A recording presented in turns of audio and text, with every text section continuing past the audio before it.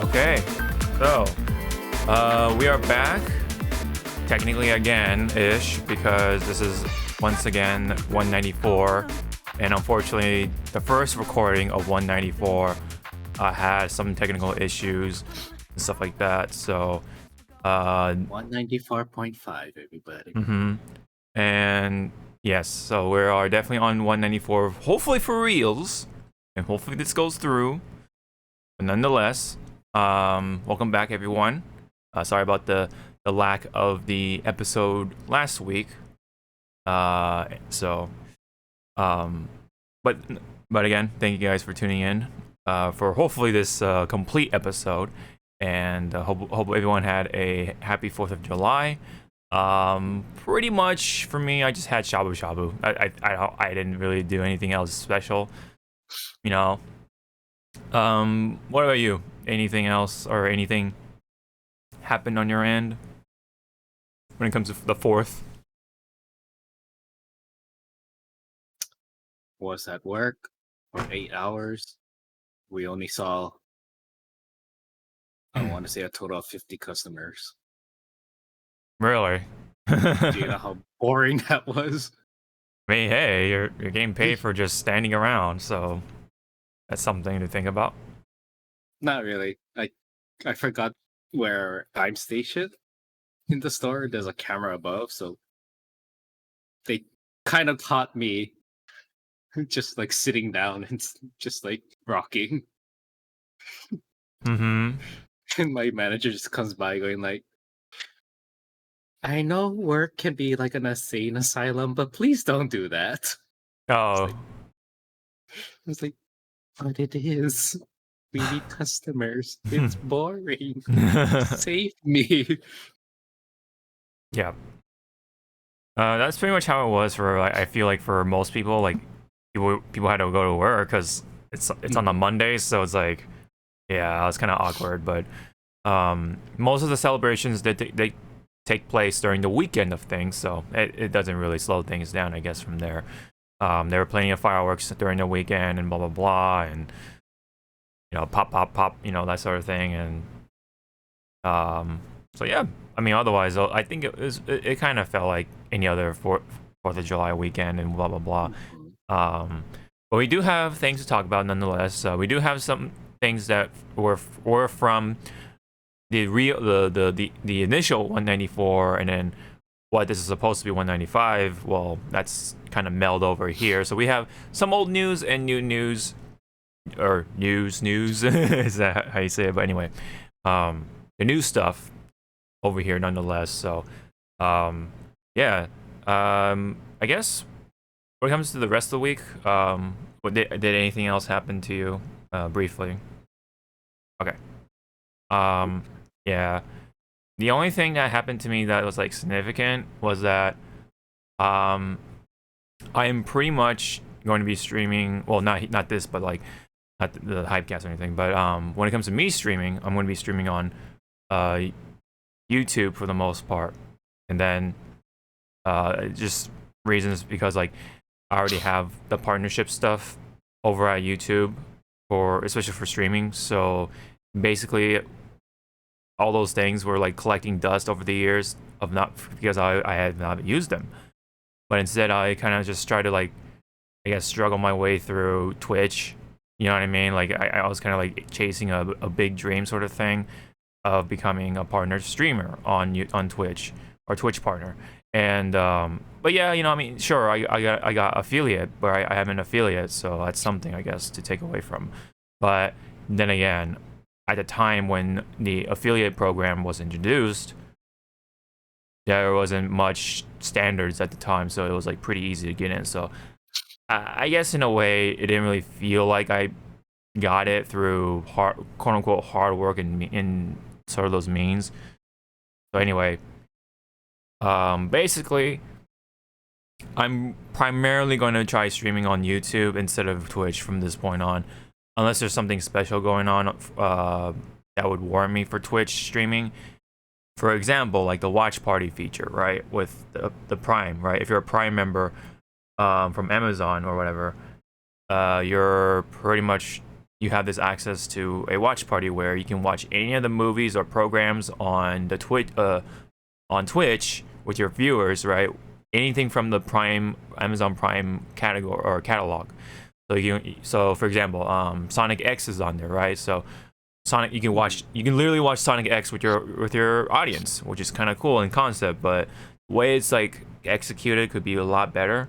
But either way, it's a exclusive feature, so that's something, I guess, for me to a reason for me to do that. Still, you can even watch RWBY. You can watch just pretty much anything that's on the Prime Video. So yeah, that's just how it works. So actually, it sounds pretty cool in concept. Again, it could be executed a lot better, but it's there nonetheless. So yeah, I'll be streaming on youtube.com/hawk525, which is the YouTube channel in general. So it kind of makes sense on my end anyway. So I just have all those partnership tools, and I just set up the membership stuff. So so pretty much like you can subscribe for like what, $3 a month, and then you get like emotes and stuff like that. I'm gonna work on those emotes or whatever over time. It won't be like it won't happen all at once, of course. It'll be like a process over time. So yeah, I'm getting there. So the only other thing that happened to me, and this is kind of like unfortunate, but my car's transmission is like went kaput. So I am out. I am one without a car for right now. So yeah, pretty much it's like the repair is like more than what it's worth. So at this point, and what the mechanic told me, or what I've heard, what I've gathered from what the mechanic said, is pretty much, yeah, even if you do get this done, there's that's like the beginning. Like there's gonna be more problems popping up, like more parts are gonna need to be replaced or something like that, so that'll cost even more. So it'll just exceed it'll exceed the current worth of the car. So it pretty much means I'm gonna have to look for a new car for over time. So yeah, so I mean, of course it's not gonna be a quick process. It's it'll take some time, but yeah, I mean, I figured that the car is gonna go kaput like it was like pretty soon. It's like a 16-year-old car anyway, so it is what it is. I ran that thing quite a bit. I went through college with it. I went to work with it. I went to 2 Evos with it, and one of them was to meet you. So, and yeah, so California, Vegas, that's a lovely drive, right? For 4 to 5 hours, so yeah, it's like thousands of miles, of course. I've done a number of rideshare jobs with it. I've done quite a bit with it in those 16 years. So it is what it is. It does make sense. I did quite a bit of work with it, and I've had good times and memories with that car. So I went to E3. I went to like I said, Evo, college, work, lovely 405 drives, and just fun times with friends and stuff like that. So yeah, again, it is what it is. Just normal wear and tear.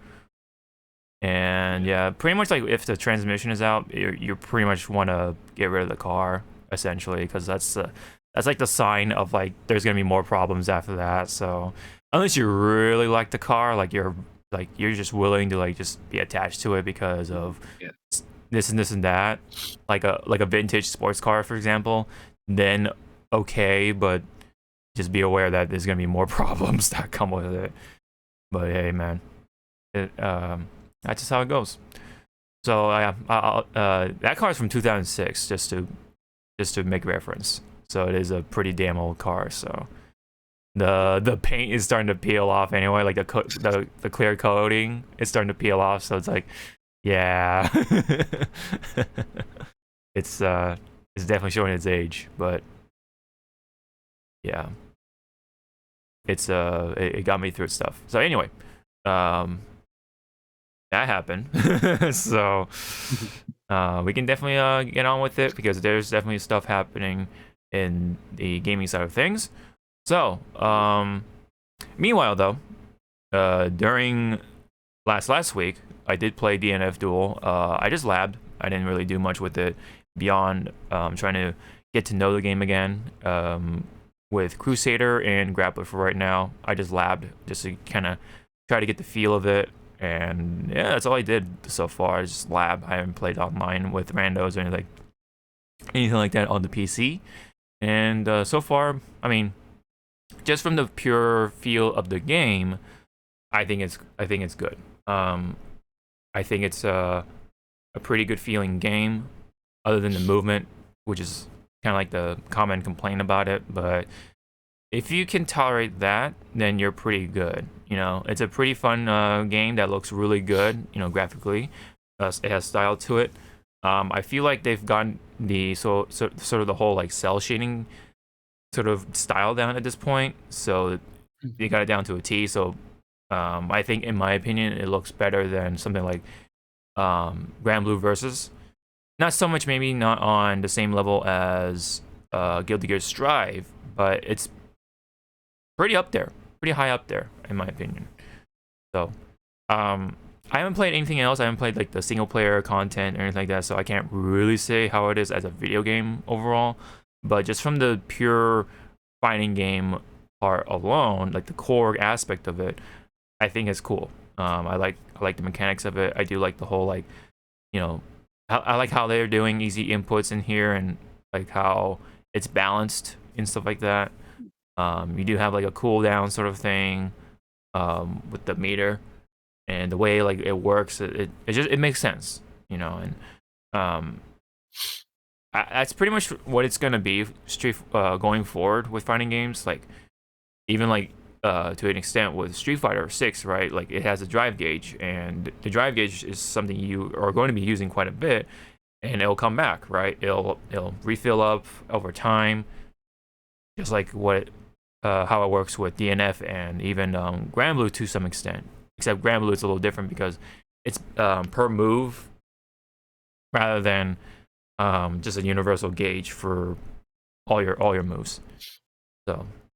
But yeah, it's pretty fun for DNF Duel. I definitely can't wait to see what they're gonna do with it for DLC stuff, and can't wait to see the roadmap for it. So yeah, pretty cool game so far. It's $50, so it's not like, you know, high up there ish. It's like pretty standard video game pricing, but definitely is I think worth taking a look at. My opinion, it just looks really cool, and the mechanics are pretty easy to pick up. Like you just literally hit buttons and do some like Smash Brothers sort of like stuff, because again, like your special moves are like one button in a direction, pretty much. That's how it works. So anyway, that's that.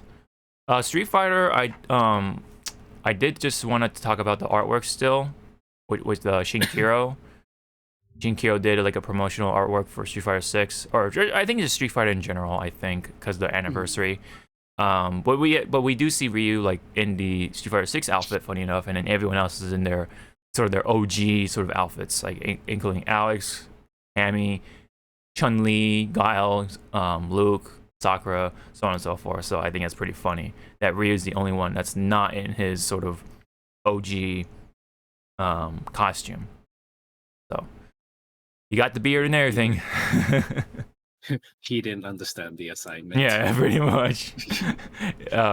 Or he's like the one guy that's wearing like the Halloween costume, and then everyone's like normal, or the other way around, right? Like it could be the other way around. Everyone's wearing their Halloween costume, and he's just wearing his like formal attire or something like that.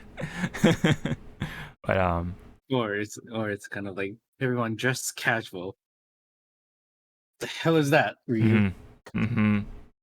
It's like, what? Yep. So it's like but other than that, it's more of Shinkiro, right? It's got that like that style to it, very distinctive, which I think is still cool. Could be weird for some people, but Yeah. long time ago though, Shinkiro did draw just like George Clooney faces on the male characters, and so that's why they kind of all like look pretty similar with each other. But yeah, Shinkiro is also actually known for more of KOF stuff.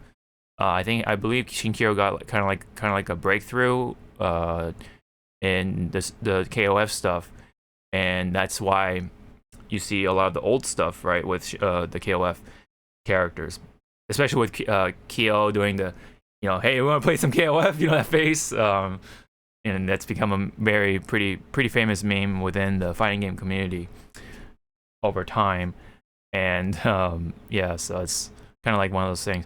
And then Shinkiro also did the promotional art for the Street Fighter Cross Fortnite stuff, and that's why you see the happy Ryu, like really like he just has that smile on his face, Another meme. It's like I don't know. It's like one of those art styles. I guess it's like very meme worthy. It's like it works, man. I don't know for some reason. So here is just classic Shinkiro at best. I like it. It's very like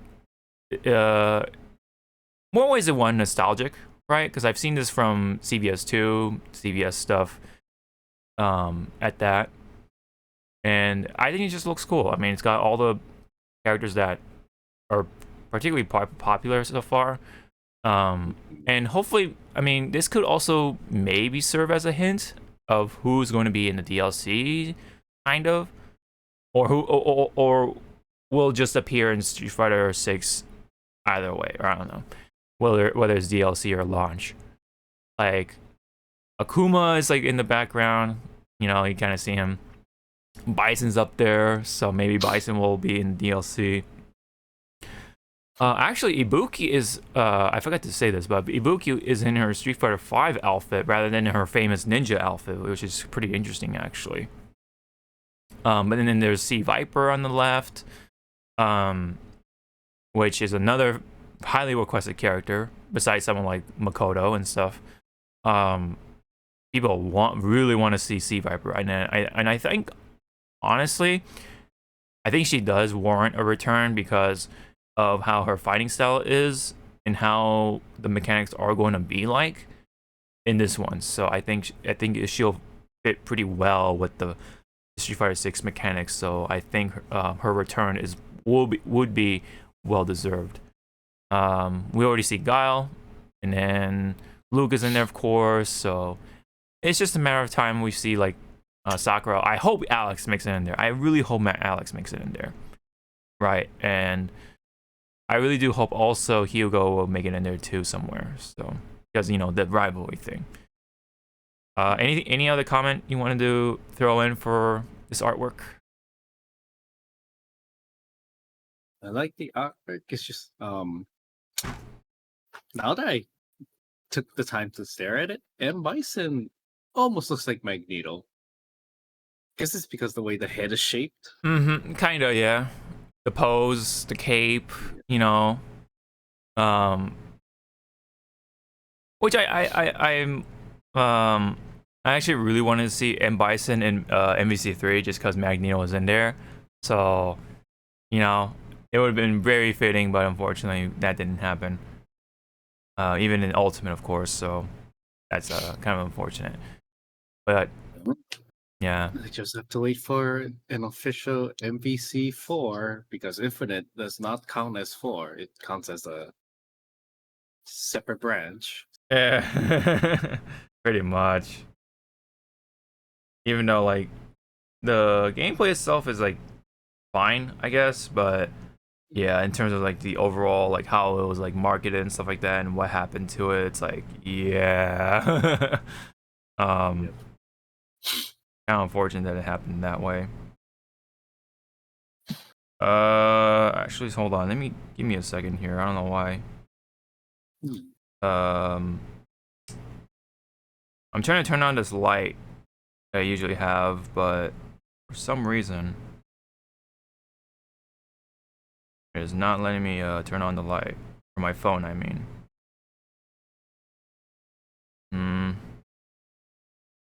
Wonder what happened to it. I'll just have to turn this one on. Hold on.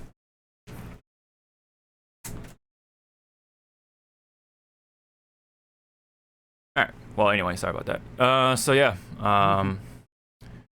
Glad that Shinkiro is still active with the Capcom stuff, so hopefully we see more from this. Well, we'll definitely see a couple more at least over time, like with if you know, Street Fighter 6 becomes a thing next year and stuff like that. So I'm pretty sure that'll be when we'll see more Shinkiro and stuff like that. We might see more Bangus also, but for the sake of things, I kind of hope the artwork within the story mode or whatever, or arcade mode, whatever it's gonna be called, is going to be a different artist, just because I think this style that Bangus is going for just doesn't meet today's like sort of standards, in my opinion. Like, it's just kind of like, I don't know, it's just kind of one of those ones where the style changed, and I don't necessarily like it, but in comparison to before. Like, I think Bangus's older style is better than what it is right now. So that's just my 2 cents on it, or my opinion on that. So hopefully it'll be like the artist for One Punch Man, like the One Punch Man artist will take over to do the art within story mode or arcade mode. I think that would be pretty cool, because like the posing and like the way he does like action shots and stuff like that, it looks like really cool. So I think that would be a pretty cool fit. But anyway, I think that's pretty much it for Shinkiro. Hopefully we see more Shinkiro over time. So that's pretty much it for fighting games. It was a pretty quiet week, even from before. Like this week and the week before, it was pretty quiet on that end. But there has been a lot of stuff happening from last week and this week as well, or excuse me, last week and then this week rather. Sorry, but this one came very recently. Like this is still several hours before, and very unfortunate for Yu-Gi-Oh fans, because the creator of Yu-Gi-Oh, which is Kazuki Takahashi, has passed away. And this one is like more kind of like pretty tragic, a little more in that sense, because what it sounds like to me anyway is an accident that happened when he was snorkeling, and so he was found with snorkeling equipment at the coast of Nago, Okinawa at 10:30 in the morning in Japan time. And yeah, so I guess he was able to be identified and stuff like that. And he was 60 years old and stuff like that. So I think what happened, just from my guess anyway, is that he was snorkeling, and because it's storm season right now in Japan, the current is more rampant, right? You would think so. And so I think what happened was, while he was snorkeling, a just strong current just like happened like quickly, it came up suddenly, and then it like probably fucked up his snorkeling equipment, or just fucked him up, and like in general, like it did something to where he couldn't breathe or whatever, or his equipment failed to to pretty much like I guess like help him breathe or whatever. So I mean, this isn't like, this ain't, of course this isn't like scuba diving or anything like that. It's very different. So you only have a little tube and stuff like that. So it probably like either broke or it like fell off or something, right? Something happened in that sort of in those events, and that's like, again, this is my guess, right? You know, for right now, nothing has been confirmed so far of what happened. But yeah, I think it's just an accident, a very unfortunate accident.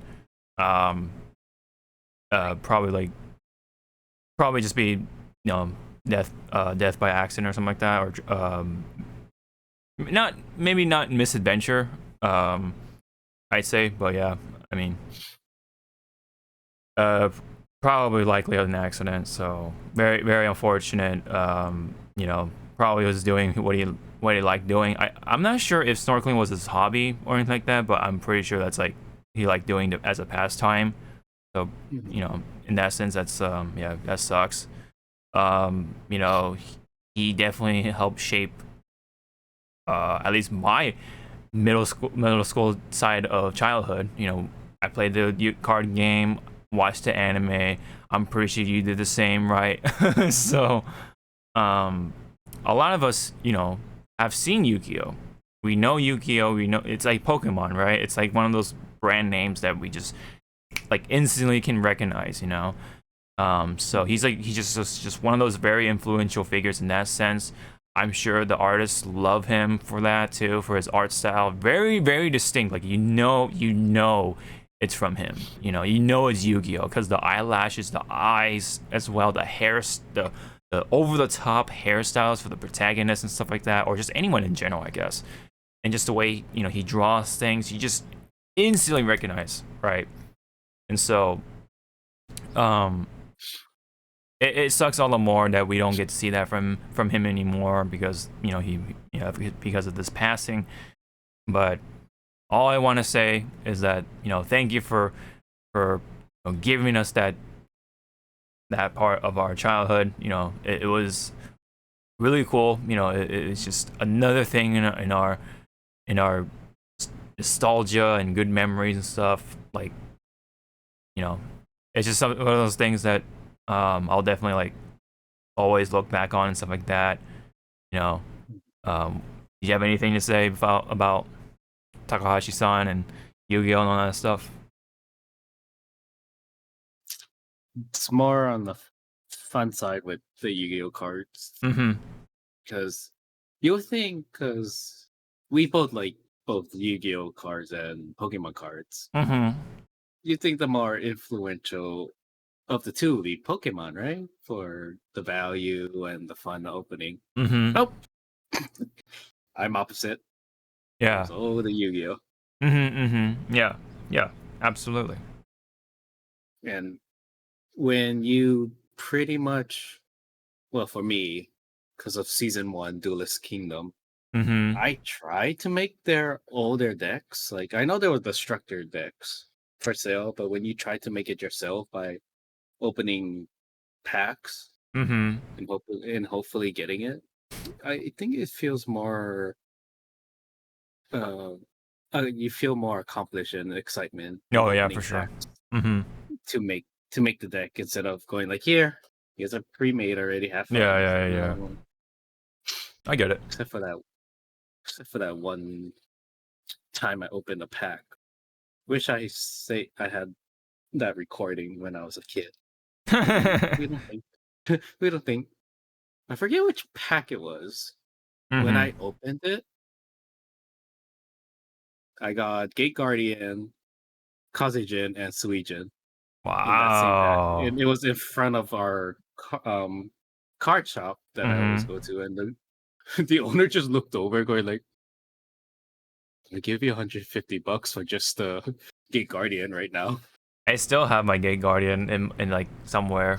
It's like I don't know, for some reason I'm like attached to the Paradox Brothers, and like so because they're so stupid and like fun like in the show, like especially with the dub, how the dub handled them. Yeah, it was the dub. Yeah, the voices made it. Yes, they definitely made the experience, right? So I have that attachment to Suijin, Kazejin, and Sanga, and then of course Gate Guardian. So that's why I try to have that set like only, or if like if I'm gonna have any Yu-Gi-Oh card, it's gonna be that set. You know what I mean? So Yeah. like yeah, that's why I try to hold on to that as long as I can. You know, so anything else? It's more of a like the the show and his art style, Mm-hmm.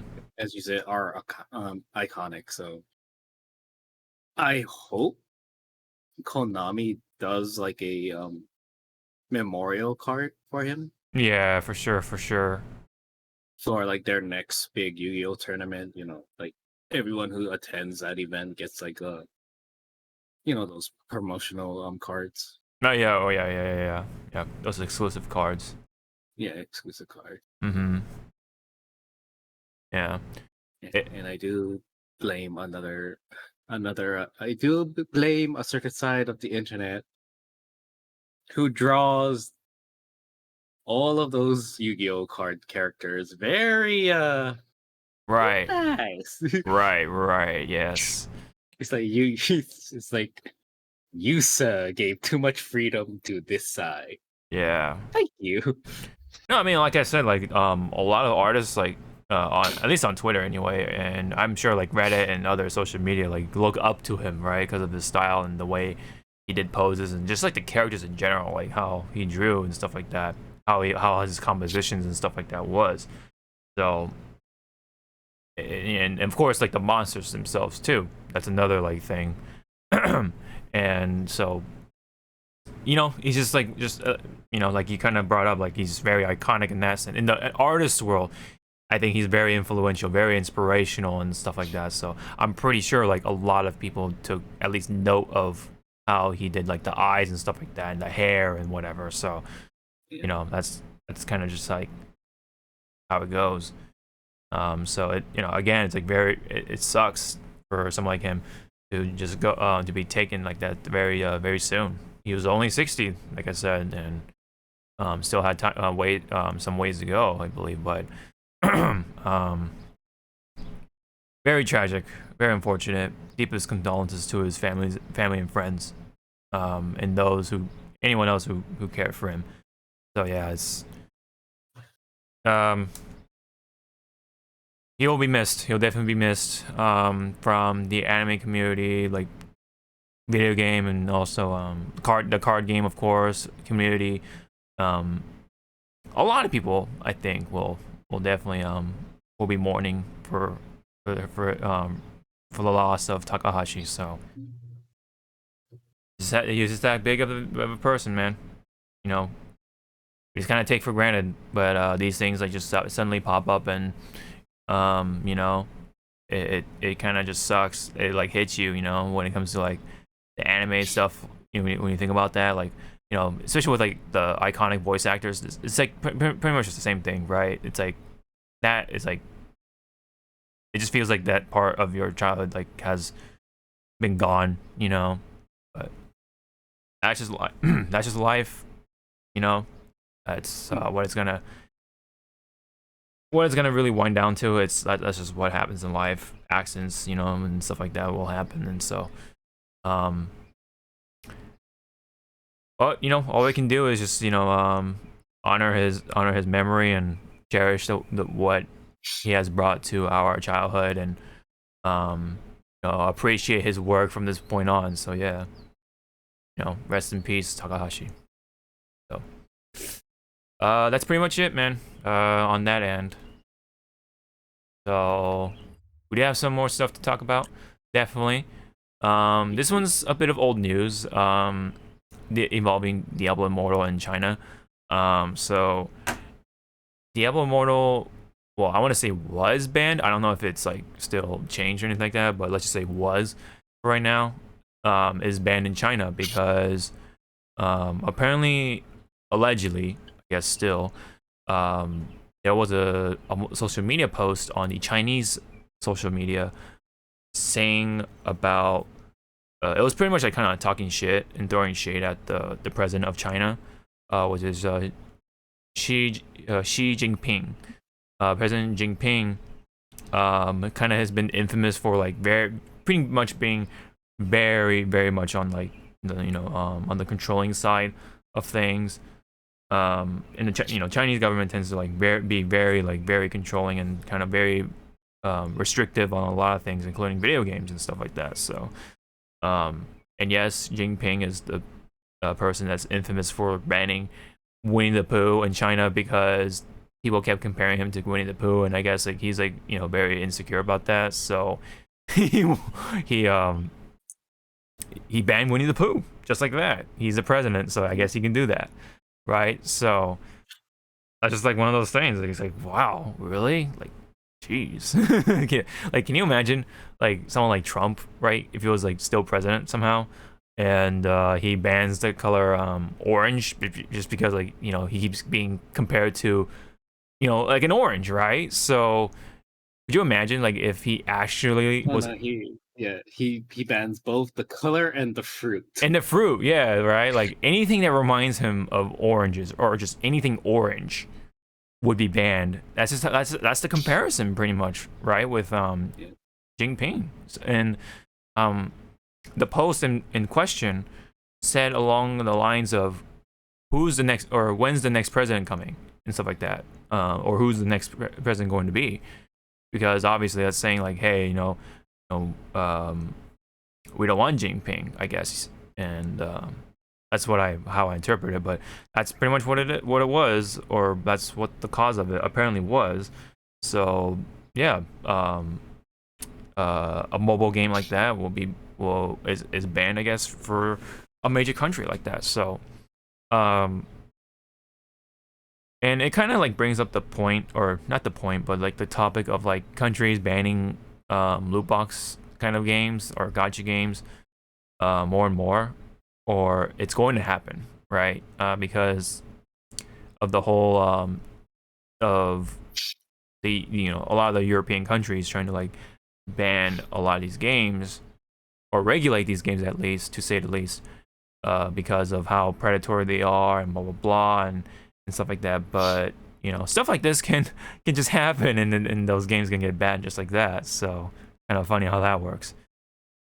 But I think it might be like more of just more straws in the back until companies are going to be like, yeah, we need to stop doing loot boxes and probably look into battle passes instead. So I think that's what's going to really happen at that point. So what about games like Genshin Impact and stuff like that? That's already been so sort of like established with the gacha and stuff like that. Like F Go, and stuff like that. That remind me of that game. Yeah, I know. And the horrors I did this past week because of the anniversary. Mm-hmm. Oh no! What was the damage report?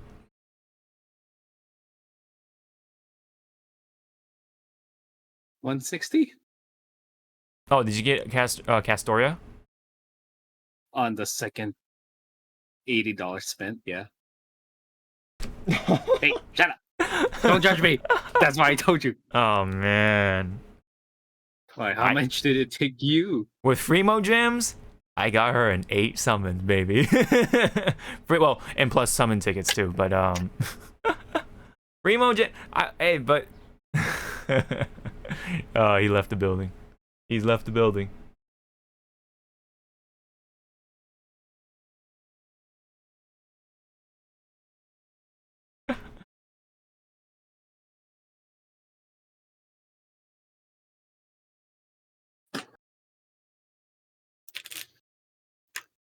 I'm not mad.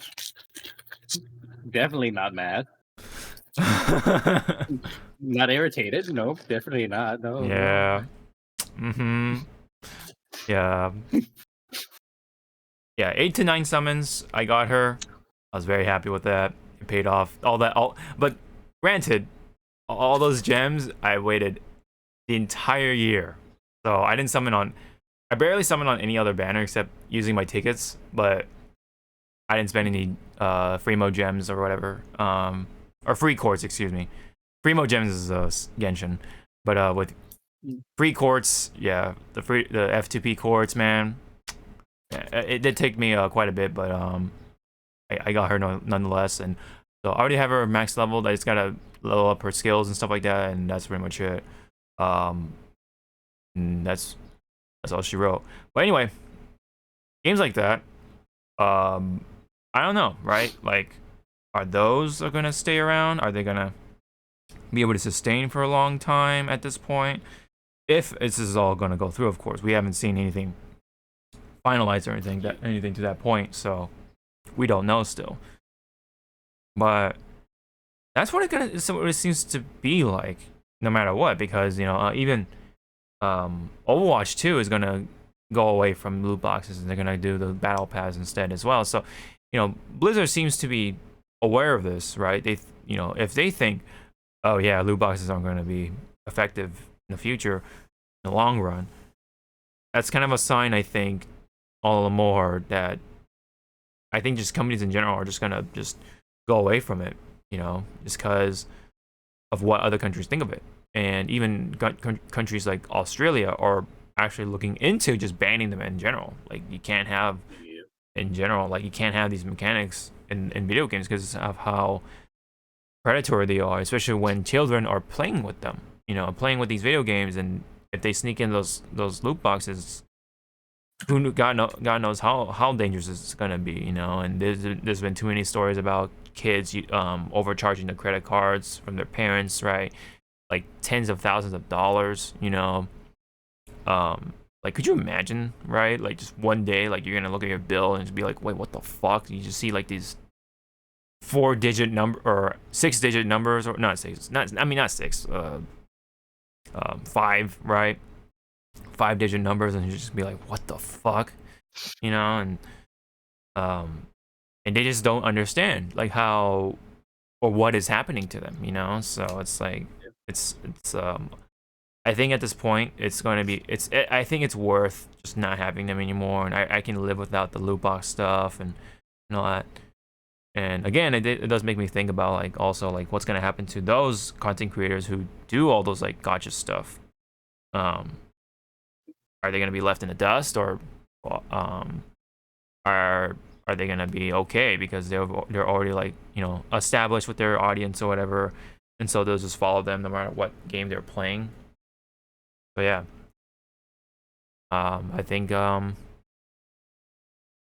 the shape of the future when it comes to those sort of games are definitely going to be, it's becoming more apparent of how they're going to be. So, any comments you wanted to chime in on or throw in here when it comes to all this stuff that's happening with China and yeah, gotcha games in general, or just in general? I mean, yeah, I mean, well, I mean, did you have any comment about China and also, like, just the whole, like, European regulation that could happen also along the way? I want to. Well, this is my sadistic side. I want to Or kind of, cynical? like, see, cynical. There you go. See how this will turn out. Like, let's make an experiment. Let's see how your general public is going to respond to this. Because I don't know. It's just my cynical. Just kind of want to see. I want to see anarchy reign, because I cannot spend money to pull on my waifu banner. Which to me is be like, good. You can use your money for something else, but there's me fucking throwing. I know, right? You say that, and then you just. I know, it's like fuck. Yeah. It's like I can't really say shit, but right.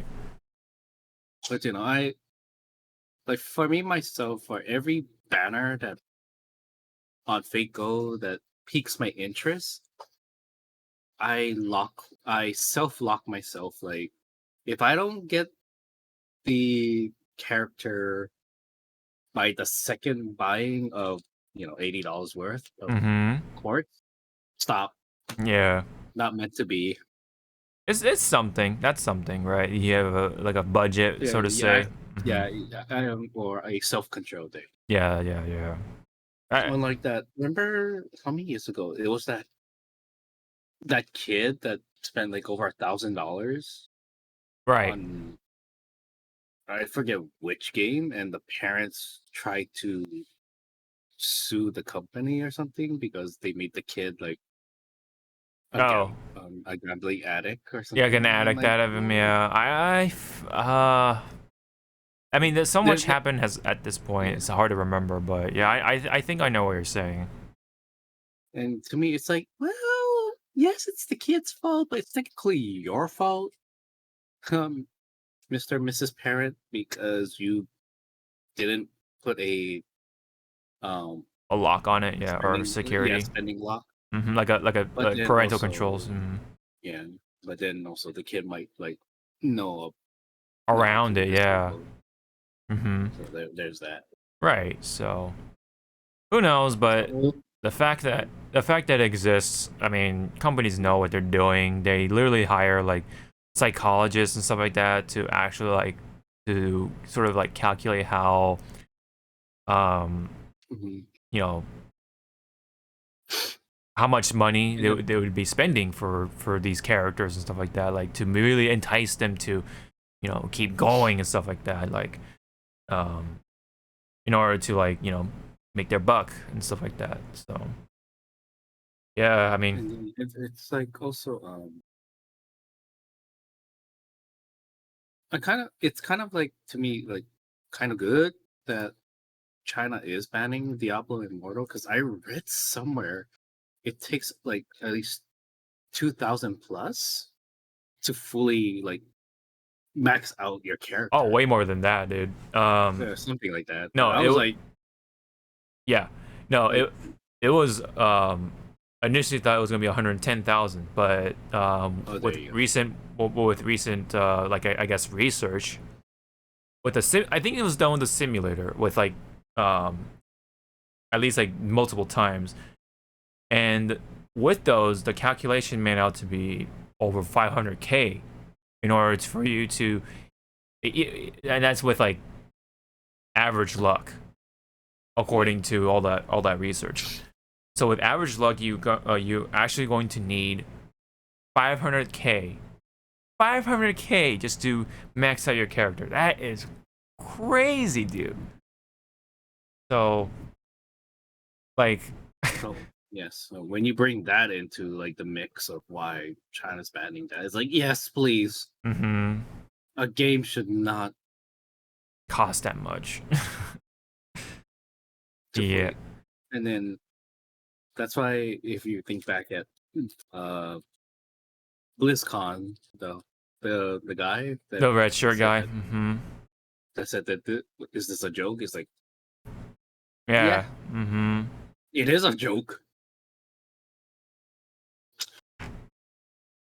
Yeah, it's unfortunate that how Diablo has turned out to be right. Like, and it makes you think like if they're going to carry those mechanics, some of those mechanics over to Diablo 4. So people are worried about that stuff.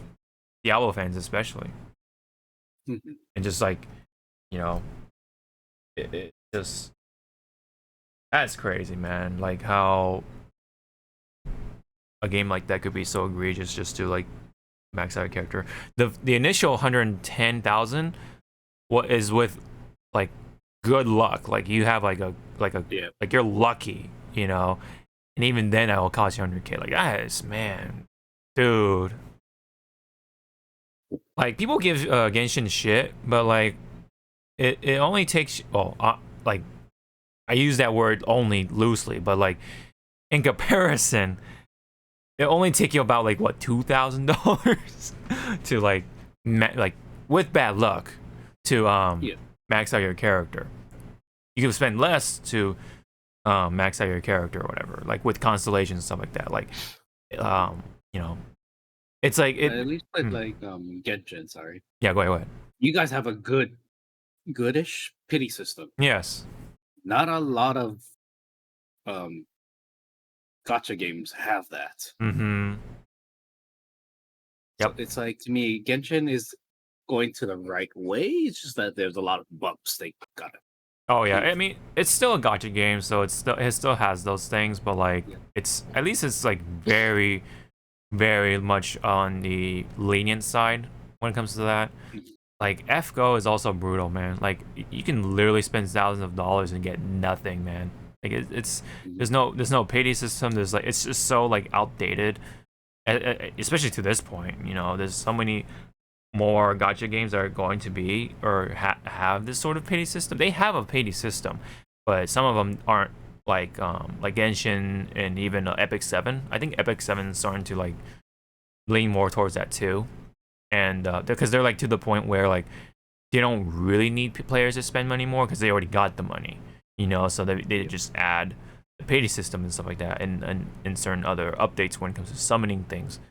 And although Genshin did that from the beginning, I guess, which is kind of cool, but you know, I mean, yeah, they're like people just forget of how other gacha games are brutal when it comes to that. Like even I think one of the classic examples is like Granblue. Like Granblue was so bad to the where like to the point where they actually had to like I think they were asked to overhaul the gacha system. And there were like I think there were some regulations because of that. I think in Japan. But I could be wrong on that one. But they definitely revamped it for the better, and they've been pretty good since. But I hope I mean, like, yeah, the only thing we got from FGO is just like, oh, you get an extra summon when you do your 10th summon. You know, you get yeah. So it's like okay, doesn't really do much. You know, at the end of it, sounds nice on the surface, but it doesn't really do much. All you get is an extra bronze or like not bronze, 3-star or 4-star unit. You know, or um CE or whatever. That's pretty much what it is. Yeah, it's just I do hope for the most part that loot boxes and stuff that kind of stuff goes away because of how dangerous it is for a lot of people. Like, you know, one would say like, oh, but it's your money, blah blah blah, and that's their fault for being stupid and stuff like that. But it's um, like it really fucks up like the mentally like disabled people and like the addicts, right? Like it also is very dangerous towards children, you know, who just don't know any better, just don't know what's happening at all. Like it doesn't even have to be gotcha, right? It has to do with like time walls and stuff like that. And kids just like you know they want to keep playing the game, so they want to keep spending more money just to get more of the stamina, right? But they're not even aware that that is like eating away their funds in real life, their finances and stuff like that. So they just keep spending and spending and spending. And somebody there was a news article about one of the Sonic mobile games, right?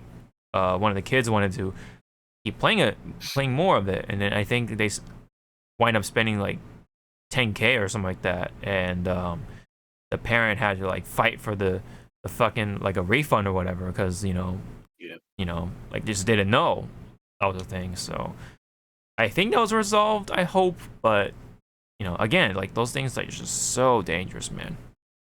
Especially with the waifus and all that stuff right in the gotcha, man. How they get you. The waifus and cool dudes as bondos.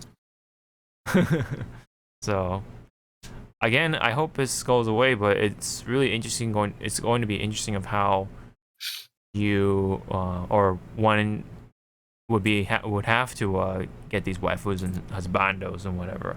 Like, would it be through a battle pass? You know, so I wonder how that would all work. So if that's going to be like the next like trending thing, because Fall Guys is a battle pass. Fortnite has been doing the battle pass. Apex Legends has a battle pass as well, with loot boxes too, but it's all cosmetic and blah blah blah. I mean, it has a battle pass nonetheless. And then now Overwatch 2, the game that pretty much like popularized console loot boxes, is going away from that. So they're gonna do the battle pass as well. So, you know, I think that's the next direction, man. I think companies in general, I don't think like even if the banning doesn't happen, I think companies are just gonna move on just because of what how the sustainability has just gone downhill for loot boxes in the future. So I think that's just, what it really winds down to. So either way, we'll see what happens. If we don't have anything else to add, I think we can move on to something also pertaining to a lot of money. And this one's pretty drastic. So there's this diehard Nintendo fan who spent over $40,000 buying stock from Nintendo, asking to make an F-Zero game, right? Like, just wondering, hey, what the hell is F-Zero? You know, and wanted to become an investor and stuff like that, so he'd have some sort of say, I guess, for that. But all he was told was that, oh, we don't want to make any games that where we're not sure how popular they are right now, or you know what I mean, like kind of niche and stuff like that. So pretty much he got an answer. That's all he got for an answer, right? That's not the same exact quote, but that's pretty much what he got. So he got nothing out of this whole $40,000 thing.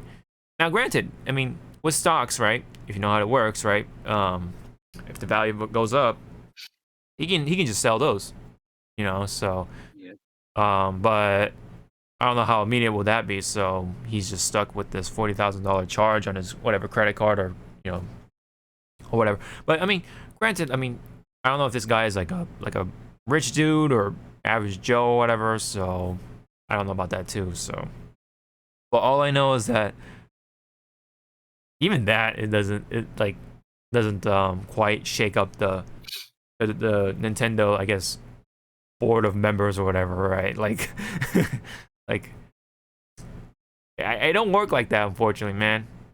Even if you spent that much Probably money. just saw like, oh my, look at that. Anyways, Yeah, right. It was just a small little blip on the chart. Pretty much was what it was. Yeah. But yeah, I mean, it's just kind of funny of how someone is so willing to spend that much money and then got nothing out of it, you know. So yeah. Anything else you wanted to say about that news? We good? give me some of your money. Yeah. Hopefully he sells the stock, man. Hopefully he's able to just get his money back from selling the stock. But I think what could happen is just like he'll at least lose like what, thousands of dollars, and I think he'll probably just take it, right? You know, with that loss, maybe. But if he can get a profit out of it, I mean, hey, I mean, more power to him, I guess. We'll see. Anyway, there was this tweet from EA Games on their Twitter, right? Did you see this tweet, Zawa? It's yep, the infamous EA stuff. Yeah. Oh, why is that screen black? That's weird. Hold on. There you go. So, the tweet basically says it's like going along with the meme, that they're a 10, but blah blah blah blah, right? It's like, you know, you're rating your partner or whatever, right? You're sort of like a boyfriend girlfriend kind of thing, right? Oh, they're a 10, but they do this or whatever, you know. And so EA kind of like, it's kind of like that cheesy uncle that's trying to be cool. So they said they're a 10, but they only like playing single player games. And so you know how EA. And I'm like, yeah, when I read that, I was like, don't you guys have some single player games yourself? Right. It's just like, aren't you shooting your guys in the foot as well? Mm-hmm. Right. Yeah, there you go. Yeah. And I was like, bad take. Yeah. Anyway, I mean, like, yeah, EA is pretty shitty about that, like, over time, like, in the past, especially with all the multiplayer games and stuff like that, and how they, like, handled a lot of their games and stuff. But I think overall this tweet just came off as like a terrible joke, and they even said like, "Oh yeah, that was a terrible joke. We're sorry" or whatever, and that's pretty much it. So, I feel like yes, while this tweet was kind of bad, I think it was just a terrible joke, and that's what all that was to me. But people were like super like blowing it up, man. Like oh my god, they spit us in the face. Like why would they say that? You know, that sort of thing. And especially on on like Yang Yan and like there's other like YouTubers, right? They were like, oh my god, why did they say that? You know, and the people were just bad. You know, like just in like the general like public was just mad. You know, understandably so, granted, but I think it was just a bad tweet or whatever. I mean, I think it was a little blown out of proportion because, you know, the joke was supposed to be like, okay, so if they're playing only single player games, that means they're not playing with you, you know, that sort of thing, right? Yeah. You know, they're not playing a multiplayer game with you. That's why they made the tweet, right? But do they need to make that tweet? No, but I think the whole like reaction was kind of overblown, in my opinion. So I think that's what it was. So I mean, I thought it was funny, but at the same time, it's like, damn, like, did that really warrant that reaction? You know? But then again, you know, it's EA, man. Like, you know, in the past they were pretty terrible with their multiplayer stuff, and funny enough, with Battlefront 2, like they had the whole loot box thing with Star Wars and all that stuff. So, you know, like it's understandable again, but yeah, it's still overblown, and it kind of just EA was kind of like, yeah, that was a terrible joke, you know, sorry about that, and then you know they moved on. So that's just kind of how I see it. But again, it's understandable why I guess it was reacted that way by the general public. So yeah, you can see, you know, Donkey and Actman chiming in on this this tweet, you know. So yeah, I don't think it was like in their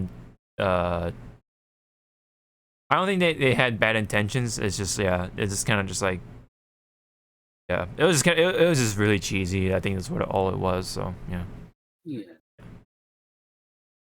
Anyway, that's what I felt, but I thought I talked about it just because of how explosive it was, I guess, or how volatile it was, you know.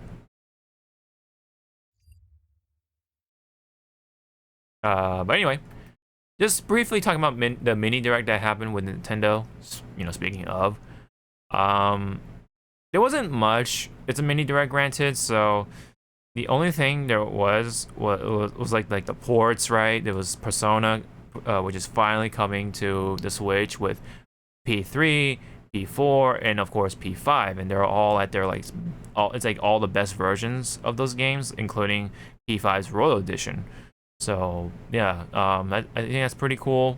But the coolest thing for me anyway was the Battle Network collection from Mega Man. So I think I'll actually consider picking that up at least some point, because it has like everything in there. So it's like, damn, you know, I've never got a chance to play those games on the Game Boy Advance. So I think that'd be a pretty cool way to do that on the Switch. So I think it'd be pretty perfect. From the top of your head, like, was there anything like that you found really cool, or not really? Mm. Right. It was more of the like that. Like, I'm glad that these Games other were announced. companies, Mm-hmm. yeah, were being announced, recognized, Mm-hmm. giving light, Yeah. and not being overshadowed. So yeah. Yeah. Yeah. Pretty much. All right. So next one up. This one involves with animes, but I thought I'd put it in here because in the frontline type of things, because I do want to kind of want to touch upon it. So Anime Expo was back at the LA Convention Center, and I should bring up this picture first, I guess. So this picture was like, or rather video was just like, really, like it is a shot of like the main hall, and like a lot of people were in there, so it's like super overcrowded looking. Like, holy crap, man, that is ridiculous, especially with what's happening right now still with the COVID-19 pandemic, man. So granted, yeah, people are wearing masks, but there are people who aren't wearing masks, and I think they had some sort of like standards or whatever when it comes to COVID-19, but like I think all they had to do was like just wear a wristband or something like that. Like they passed or whatever. So like I think what you had to do was just show your vaccine card or show a negative test or whatever of COVID, and I think that's pretty much it. Like, I don't know how strict they were with it, but I imagine they weren't very strict at all. So I'd say like it was like 50-50 when it comes to like masking and stuff like that. So it's like, yeah. And I already know like a few people who got sick from it, so it's like, ugh.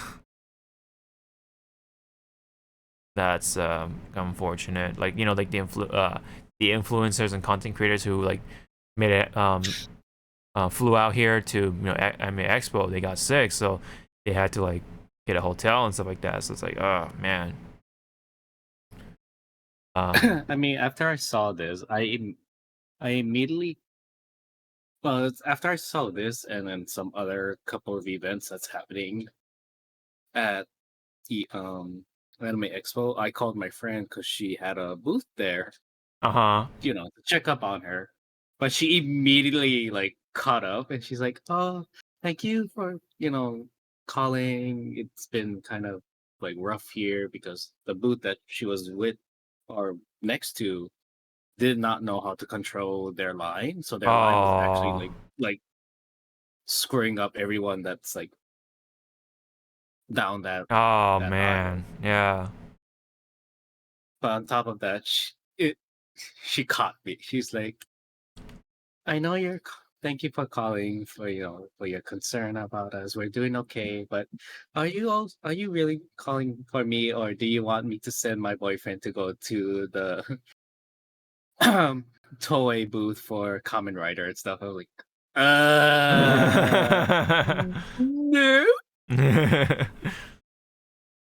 Yeah. please. That's pretty funny.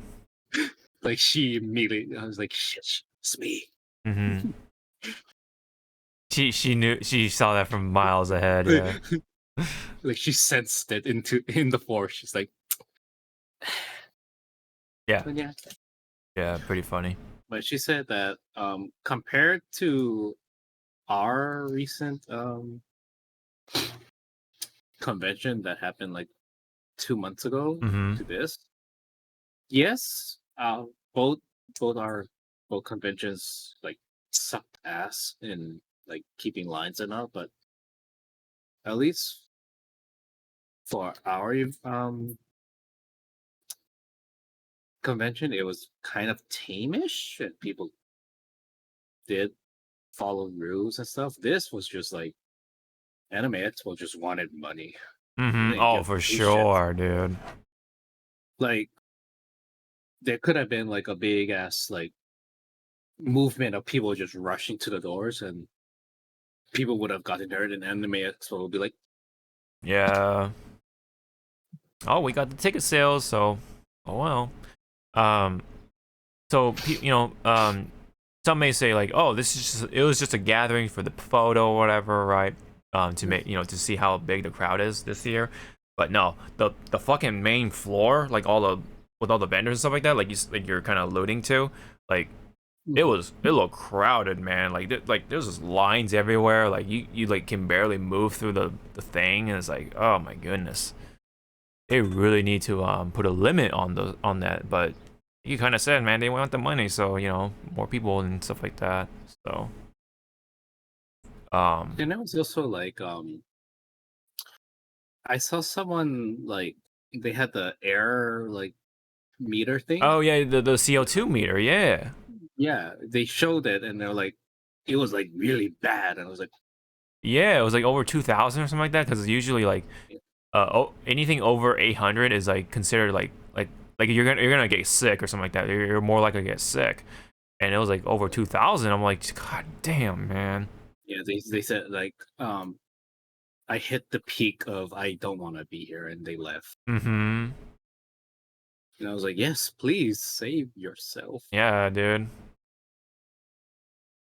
Like looking at this now, it's like, oh, it makes me it like gives me like anxiety, man. Like, and if I'm like there, I'm like I'd be like, no, dude, my claustrophobia like is gonna kick in and like fucking just like my I guess my germophobia or something like will like kick up or some shit like that, or just like hell no, I don't want to be there, dude. I do not want to be in that sort of crowd anymore. Or what you call introverts. Like this looks like Yeah, introverts. Like nightmare. oh for sure, man. I'm definitely an introvert when it comes to this sort of stuff. Like I do want to hang out with some few friends, but like fuck, man, like I don't want to go to like places with crowds in them, man. Like even like at a crowded bar, that's like really pushing it. Or in fact, I don't even want to be in there, man. I don't want to be with crowds. This is kind of like sort of how I see things nowadays. Kind of unfortunate, but like, ugh, like it's just bad for me. That's all I can say. Um, and this is like a fire hazard too, right? Like if you have a overcrowding going on, that's like you're breaking terms of service or whatever, like or you're like breaking the rules essentially. Um, also I wanted to show this. I think it was here, right? I heard somewhere in one of the what do you call, one of the points of security or whatever, were doing something really egregious where the vendors were trying to go in, right, to get to their booth, you know, and they were taking away their food because I guess they I don't know if there was like a miscommunication or whatever, but they weren't allowing food on the floor. So they were like taking away all their lunches and all their like stuff that they like packed for themselves, you know, like a sandwich or whatever. Like they were like, let me see, like this is like a small example, but you can see like all the bags and like their drinks and like all the stuff they're trying to bring in for themselves, and they couldn't bring them in, so they had to like throw them right here, and see the food right here. Yeah. And people apparently were like blacking out because they were starving. So yeah, because they don't want to pay for fucking overpriced food at the food to convention. Yeah. Like I get it. You don't want like trash and stuff, but seriously, to bar people from food and like that, it's like, I mean, for our convention, yes, it's kind of frowned upon by the convention owner, place owners of where we renting, but they understand. Like, Yeah. not a lot of people would want to pay like fucking $4 for this. Pepsi, yeah, or whatever. So they do like tell, you know, when you're bringing outside food, like, please clean up after yourself. Like, don't make it messy. But like this is like, what? And apparently, this lady, like, there's a random picture, but like this lady on the left, who's part of the staff, I guess, screamed at some guy, according to the caption here, screamed at some guy to get her a soda if he wanted to talk to her. Like, what the fuck? I'm saying like, what the fuck? But this person is also saying like, what the fuck? Like, oh my god. And I think I saw a video, like, you know, I cannot find it because it probably got deleted. Yeah, it got taken down or the something. The convention got caught doing this. After they procure the banned food, that same staff member did this. So pretend it's the food bag. Oh yeah, just eating the contraband I'm like, basically. the fuck? Yeah. Hello? Yep. And then, like I said, there was there were people passing out, and then someone, you know, was adding to the post where they had to pay essentially, I guess, according to this caption, $20 for 2 muffins and 2 bags of chips because I blacked out in my booth from hunger. That's the quote. Like, holy crap, man. Ah. You can imagine how just frustrating it was trying to deal with these staff. But I think it's still here. I do want to look. Oh wait, hold on. Like, Sorry. like you know that the forums for Anime Expo and shit like and stuff like this for what they did with the food thing, it's gonna be a storm, and they're gonna try play it off. Well, you know, we're just following the convention rules. It's like, so you rather have your vendors die, Mm-hmm. and remember, I think it was like a week or so before Anime Expo was up and running.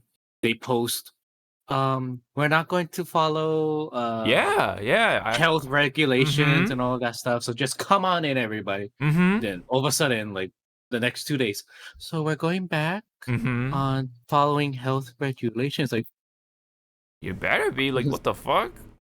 Yeah, after seeing all those refunds, I bet your fucking ass try to rewind and stuff like that. Like, oh my god, man. But yeah, I mean, yeah. I was actually gonna bring that up too, a couple weeks back or a couple episodes back, but I figured like, whatever, right? But you know, Anime Expo, man. it kind of like fits this right now. Mm-hmm, yeah, no, yeah. Anime Expo really don't give. I'm sorry. I mean, they might to like a smudge. Mm-hmm. Give two shits about their attendees and vendors, but overall they're pretty much going like, okay, we've been out of the game for 2-3 years. Let's get our money back. It's like, why? Mm-hmm. You No. know you're gonna get money from just saying that we're coming back. Why punish people that wants to just get food and shit? Because again, I've seen it with my friends who has a booth and the vendor. Mm-hmm. If you leave your booth to just eat, go eat for maybe a half hour, an hour, you're losing sales. Mm-hmm. I mean, and that's why, my friend would hire me and my other friend to, tag out. They go. Yeah, to watch the booth essentially, right? So yeah. But when you don't have like that convenience, it's like, again, your booth is left alone. Mm-hmm. You're losing sales, and probably, and I'm not making this up. If you don't have like you don't tell the other booth, oh, could you watch my booth for a while, and you just leave your merchandise right there, people are gonna fucking steal it. Oh, for sure, dude. For sure. I mean, they're out for blood when it comes to like stuff, man. They want to get stuff in the convention. Man, oh man, that's a gold mine, you know. It's it's a wild west when it comes to that sort of stuff too. And that's like a conversation itself, but I wanted to get back onto this part though. Anime Expo themselves actually replied to this post. They're saying like, okay, thank you for notifying us. We're investigating this issue.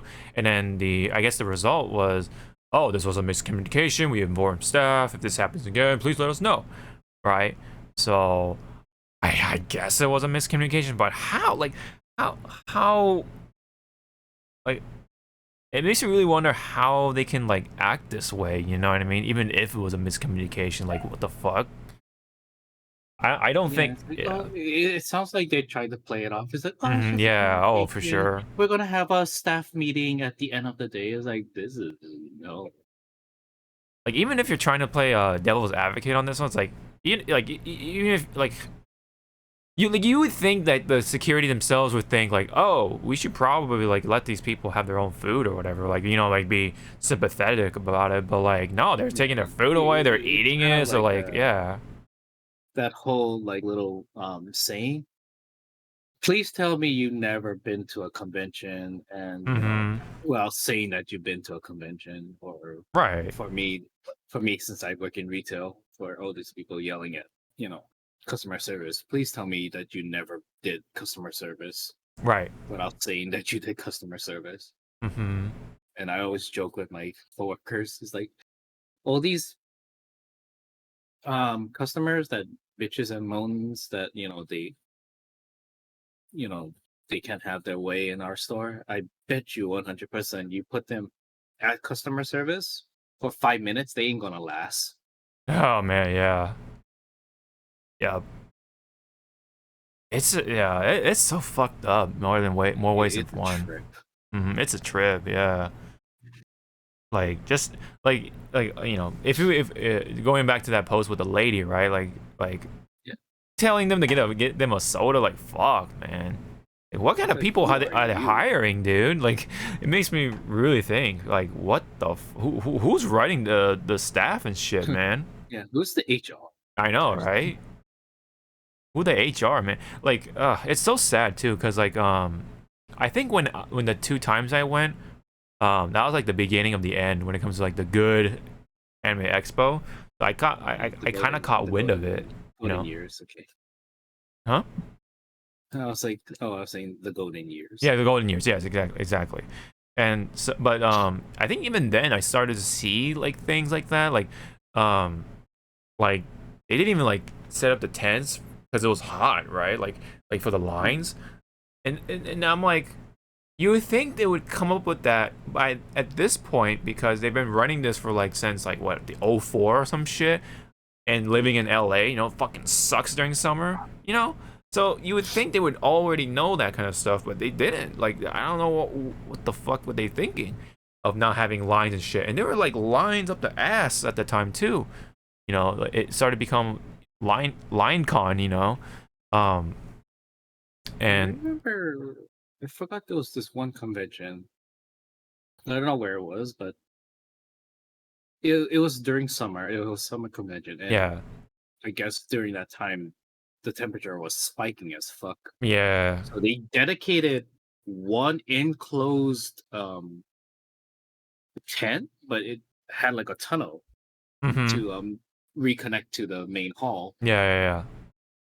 It was just one dedicated enclosed tent with I think four huge like industrial fans, Uh-huh. and you can just go in there and cool off. Yeah. So it was kind of like a good like cooling tent. And then when you're done, you just go Walk through through that it. little tunnel Mhm.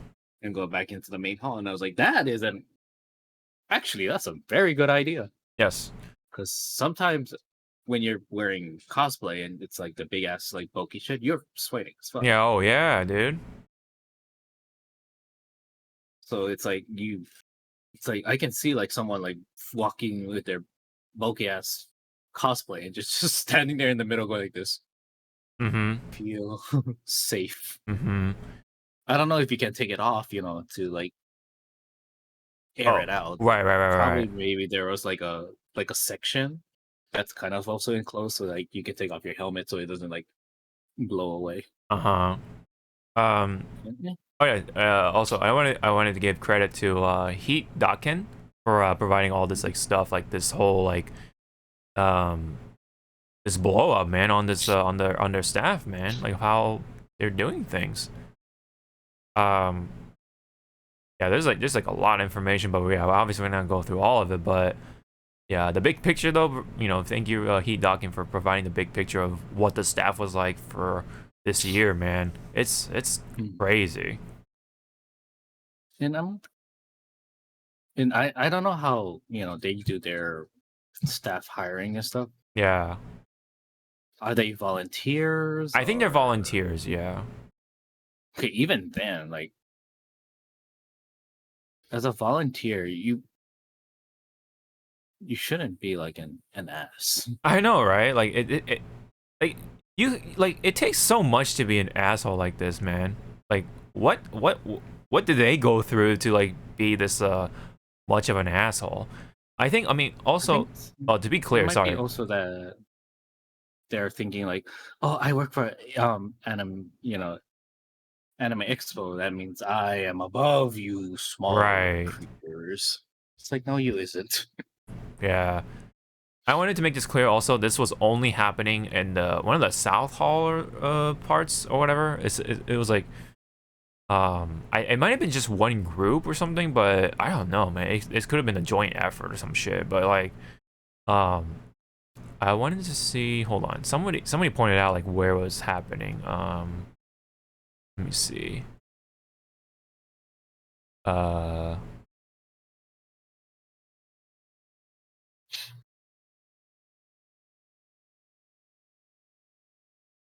oh, yeah, South Hall priority entrance near the underpass. Yeah. So yeah, this was, I guess, was only happening in one hallway. But either way, man, it like there's a lot of other things going wrong with it. But like, but still, like, it still makes me think like or wonder like how do these people like how these people do it, man? Like, you would have to really try to be that big of an asshole unless like I don't know, they all like were like they went through like some shit or some, I don't know, but It's um, like what is your thinking on this? Like, yeah, your thought process on it, yeah, right, like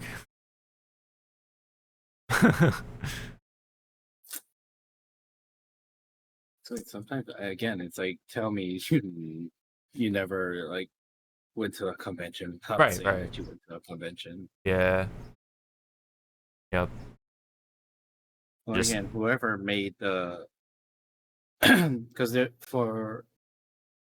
has to be a briefing, right? oh, of course, Before like how to handle customers and stuff. So mm-hmm, whoever did the briefing for like foods and stuff really didn't think like, you know, hey, our convention food is actually expensive. We should just allow, because I think Evil, when I went, um we were able to bring in oh, yeah, water and like yeah, water and a small like outside food, like, like a large French fries from McDonald's across the street. yeah. I Yeah, think that because was in an my bag, I brought like for people I wanted to meet, and like I promised them, I brought the candies. oh yeah, that's right, yeah, I remember that, yeah. And then when the I guess the when they were checking out my bags, because I brought a lot, so I was like, Mm-hmm, yeah, and they I were remember that, looking at my candy, and so I was like, I have a lot of extra. You want one? Like, I wasn't trying to bribe. I was like, yeah. you really staring at this candy really fucking long. You want one? Yeah. Yeah. I mean, it's just like I don't know. It's so sad to see AX like this, like because they went through an overhaul in the staffing and like the company just went through a change, and it just became like a money con at this point. Like they're all just about the business, not really like what they're really out for, like the passion and stuff like that anymore. That's kind of a problem with a lot of the big conventions. Like more and more of them becoming like business oriented rather than why they were there in the first place, which I mean to some extent I do understand, right? I mean it's Yeah. money is a big driver for these sort of things, and I do understand that you do want to make your hustle and whatever, right? But I don't know, man. It's just like the repercussions that come with it, it just really sucks. Like it really changes the vibe, it really changes like what you're really there for, you know what I mean? I mean, sure, you could be there for your friends and all that stuff, but it still helps a lot of the atmosphere you're in for these conventions. Like, it's a big motivator as to why you go there in the first place. Besides like seeing your friends and stuff like that. I mean, otherwise you just go somewhere else, and go to their house or something and then hang out there, or just go to the restaurant together and hang out there too. I mean, at least in the heyday, you know. Nowadays, you know, you do want to be careful with that, but like, yeah, these conventions, man, like a lot of these ones just run in that sort of situation, and just AX is just a prime example of just like all about the money. They don't care about the people and such. Like, you know, Yeah. it's so crystal clear. It's just like very very transparent of how they actually feel about the people. You know, especially with, like you mentioned, like the whole COVID restriction thing, like how they didn't even care about that at first, and then probably because of the refunds, they're like, oh whoa, okay, we'll bring it back. You know, we got the restrictions or whatever. You know, that's just my assumption anyway. So, but let's just let's put that to the side, unless you have any other comments about the staffing and all that stuff with AX, and let's get to at least something from AX that was announced, which is, let me just take that off, but Which is lines. yeah, I know, more lines.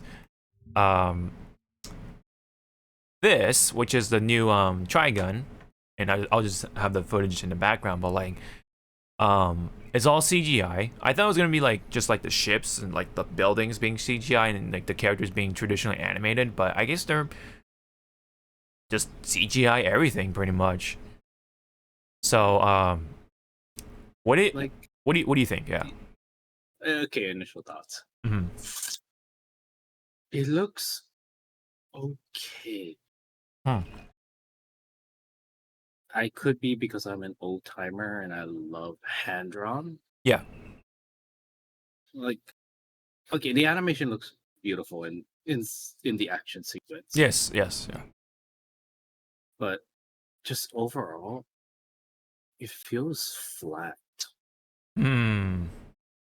Like Okay. they're like, you know, like how in traditional hand drawing you can feel like the emotion and stuff. It Yeah. Of feels to course. me like it's like I can see your emotion, but it's not the same. You know, Right. Right. It's I don't not. know what is your like initial like your initial reaction to like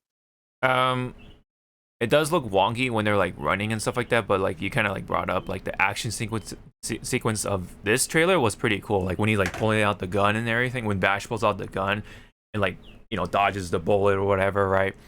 That shit looked cool. I was like, damn, that looks insane. But then like when I look back on it again, when it comes to like the running, like the most basic stuff, right? Like running like running and and some of like the looking facial up and structure. mm-hmm. Yeah, it looks like Yeah, like it's kind of like, oh sorry, it's kind of like what you expect from like just CGI right now, sort of. Like yeah, like this all this stuff, like this part looked pretty good with the woman, but like when he was like running and stuff like that, like that looked kind of wonky. Um, you kind of like see like the stiffness of like the CGI and stuff. It's not so expressive. That part looked pretty cool, like the sunglass glinting and stuff, but like a lot, yeah, but a lot of the shots just look pretty stiff, and like you kind of said, like it's like flat, and here's the gun part. There you go, when he's like pulling up the gun and like, you know, loading it up and all that stuff. Oh, that looks really cool. But I feel like so that's okay. because if this is a new story, I'm like, okay, is this an alternate timeline? Are we actually getting like backstory between the two brothers Mm-hmm. that was only like touched upon in the anime? Right.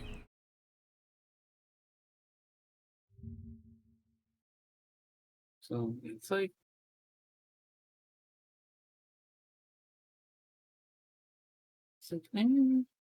I'll watch it, but Yeah, I'll give it a watch. I'm gonna do the old three episode try. Mm-hmm. And just a And reminder. as Hmm? yeah, I was like looking at the voice cast. This Mm-hmm. is just the Japanese. Yes. So is Johnny Young Munch going to reprise his role as Vash? Right. I mean, it's already a different. My I think it's already a different staff in general, though. So when it comes to Japanese side of things, yeah. so it's a toss up from here.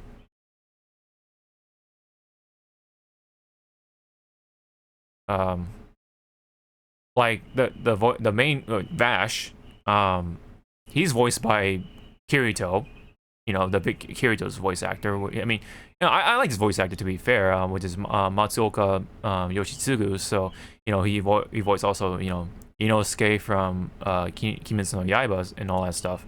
You know, good voice actor. I like his voice. He better be screaming and having that stupid dumb laugh. Oh yeah, yeah. Look what I can do. Mm-hmm. Yeah. It's like, oh god, it's like you whacked this gremlin. Mm-hmm. And then Junya Ikeda, who is Joe Kito from Digimon, try at least, Yeah. is Knives. And then wonder It's pronounced knife. Yeah, knives. Yumiri Hanamori is Nadeshiko Kagamihara is from Laid Back Camp. Okay, is the Young Knives. Okay.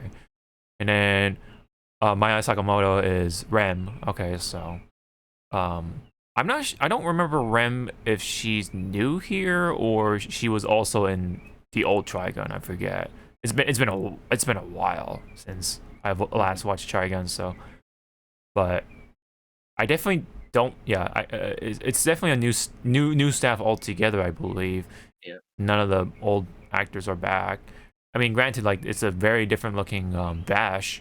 So it's just like, yeah, because like if you look at the arm too, it's like made out of like a mineral or something, like an ethereal like kind of material almost. Yeah. So that's why I'm thinking this is an alternate timeline, because Yeah. I'm so used to seeing Vash's arm Mm-hmm. and body just be, you know, fucked up. Yeah. And has like mechanical things in it. Yeah. And the one thing I can remember, or one of the many things I can remember that was Vash, like you can see his character, was that chest cage. Mm-hmm. Right. Because I was like, I want to know what happened to you. How did you get all of this? Mm-hmm.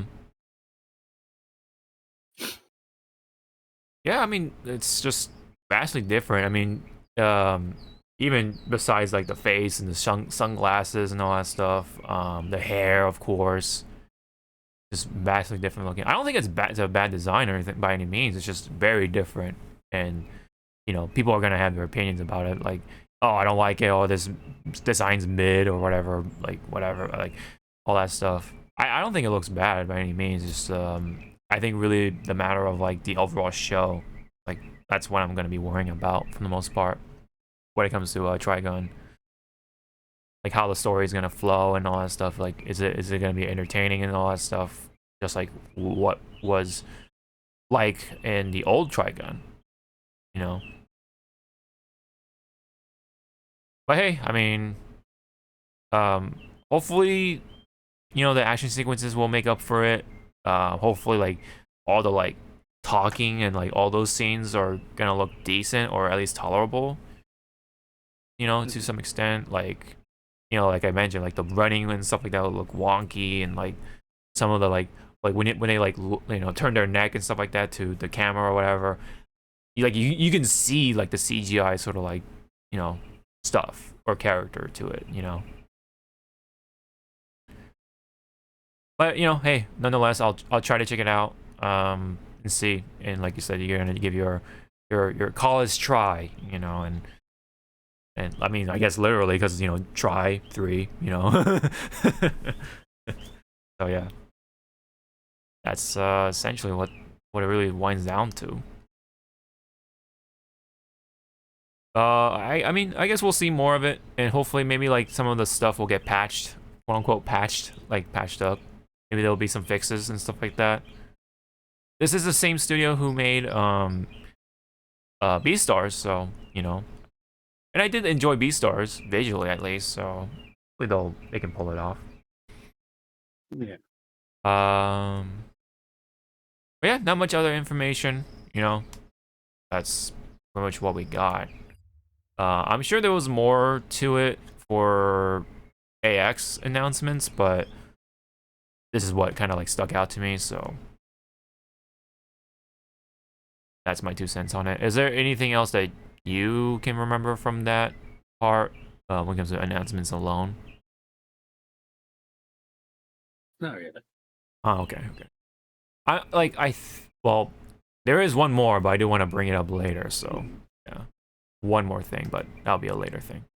Alright. That's pretty much it on the AX part. I wanted to bring this up briefly, kinda. But this is like the last part for the frontline news. So this is like apparently the first gaming console that will be like implementing like NFTs and stuff like that. You know how this is gonna go. So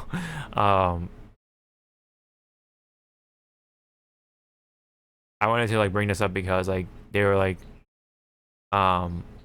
pretty much spinning up nothing but bullshit, because like what they wanted people to do is just pre-order the console, and they even said, oh, we haven't even physically produced the console yet, so it's like pretty much a scam at this point. And on the website, their official website that used to be up, but I guess it's not up now because I tried to access to it and I couldn't get on. So kind of shows you how genuine that this whole thing is. Apparently this controller has a wallet button, so you can access to your funds easily, so you can like buy stuff and whatever, right, with your real money. So it kind of like that's like the, you know, the one thing that defines how egregious this whole console thing is with the NFT and blockchain is. I just thought it was funny. And not to mention, look at the logo up here. Oh, look at the logo here. What does that look like to you?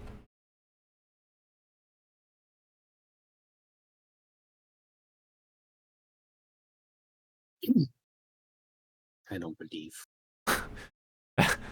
I mean, that's the logo. What does it look like to you, man?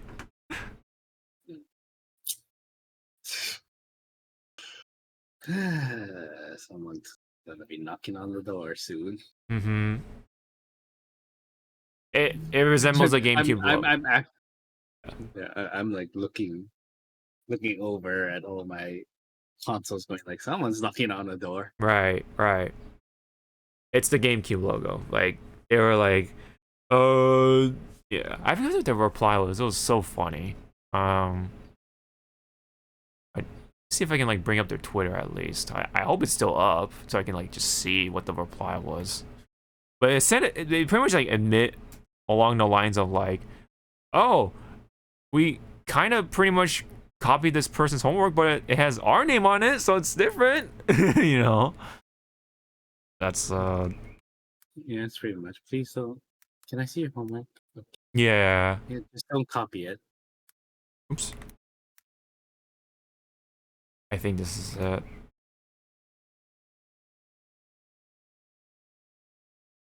Yeah, so that was the old logo, and so they changed it to this, which I guess is a little better, but like it's just the way they replied to it was just so funny. I forget which tweet it was.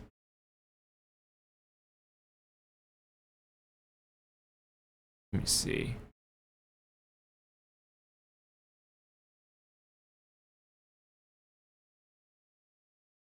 Might be along these lines. Hold on.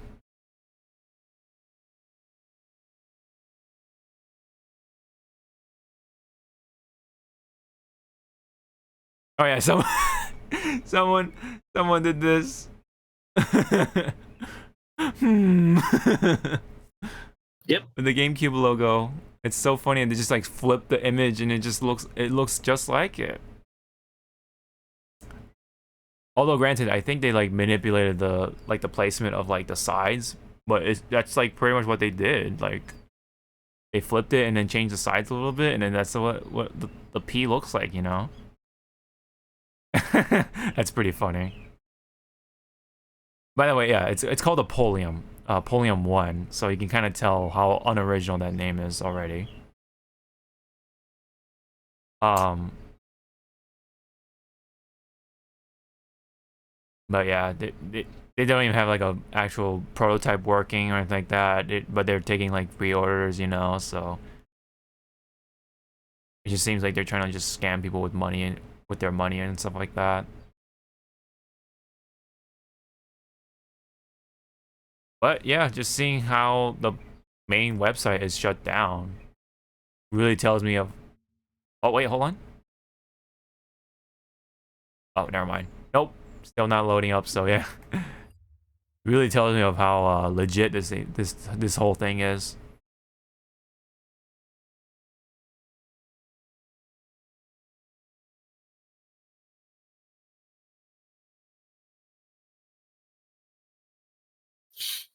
Thought I found a.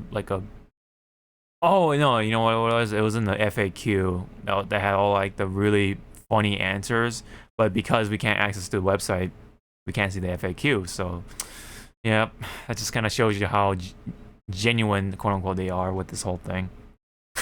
So, any other comments to wrap this up?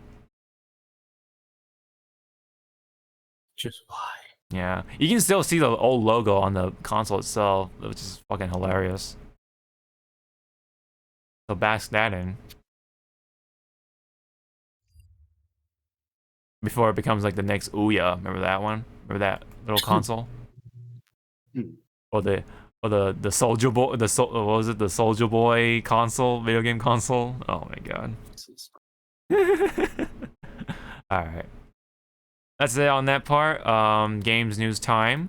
This is old news because the new Naruto characters are already out on Fortnite, but I just want to show this again because it's just Itachi doing one of the dances.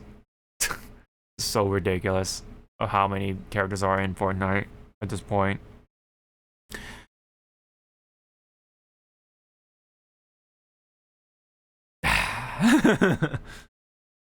Shall I kill these children? Mm-hmm. There's been rumors about Goku making it in there, so I'm like, huh. That's weird because Toei is like really tight on that, I would think, but maybe they just got a lot of money and they're just giving Goku. Maybe, I don't know. Maybe it could be fake. I don't know. It could be elaborate fake. But hey, what's real is Itachi doing this dance, and then Hinata holding a gun, and I forgot who the other people were. The other two.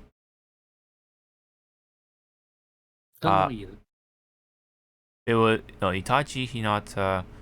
Oh god, who was it? Let me see. Oh.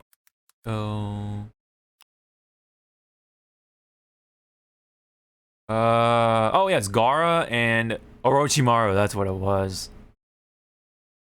That's so funny. And I think they even had like the new costumes for like the Naruto characters that are already in there, like Naruto, of course, Sasuke, Kakashi, and Sakura.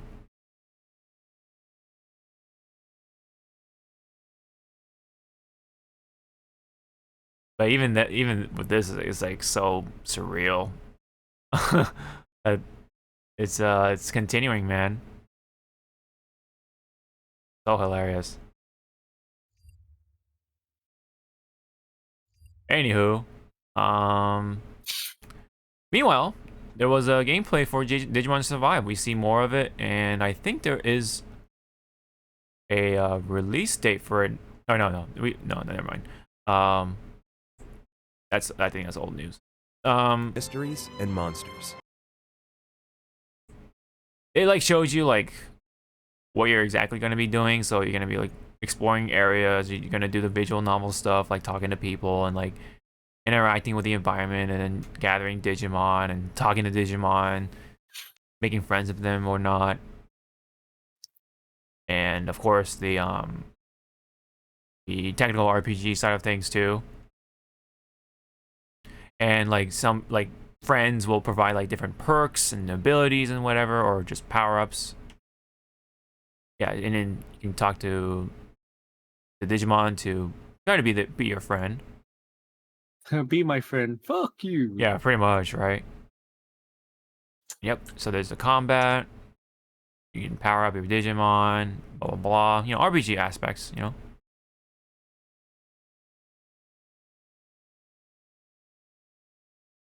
I mean, I do like the style of it. It's like it's kind of like Project Cross Zone in a way. Like, you know, it's kind of like it's got that like 2D stuff going on. I like the effects, like the attacks and stuff like that. I'm still interested. So it's still at the end of July. I think it's pretty much finalized. So I'll definitely try to pick it up and play it. Can't wait. I'll definitely try to stream it too at that. And it does have visual novel elements, so it'll have like multiple endings, I believe. So We'll have story. the story, yeah. It'll definitely. I think people will definitely die. It's a visual novel, so. Hey, no, people are not gonna die. You're gonna find the route, and at the end of the route, you marry your Digimon partner. That's the secret ending. Oh man, you wish. You If that wish. is true, if that is true, you know who I'm gonna be like. You wish, man. Like yes. In your dreams. I mean, they're already making that visual novel dating sim with Dead by Daylight. So come on. Well, we'll see, I guess, right? Of how I mean, we'll have to see how easy, quote unquote, it is or hard it is. So we'll have to find out. Well, they showed like a branch like for the Digivolution, and it looks like a certain conditions. Oh, like Right there. Oh yeah. So if you You're right. rewind back, they showed like a bit of the Like very brave. Yeah, you're right. like this looks like a multiple like playthrough game. Oh, for sure. So that like maybe one playthrough you'll go through this Digivolution line, the next one. Where is it? Jeez. Keep going. Going. Oh, there you go. Yeah. So Yeah, see. there's a lot. You're right. It seems like I want to say Mhm. I want to say the top one is the original, like Or maybe the middle might be the original. Agumon. True. It could be like Agumon, Greymon.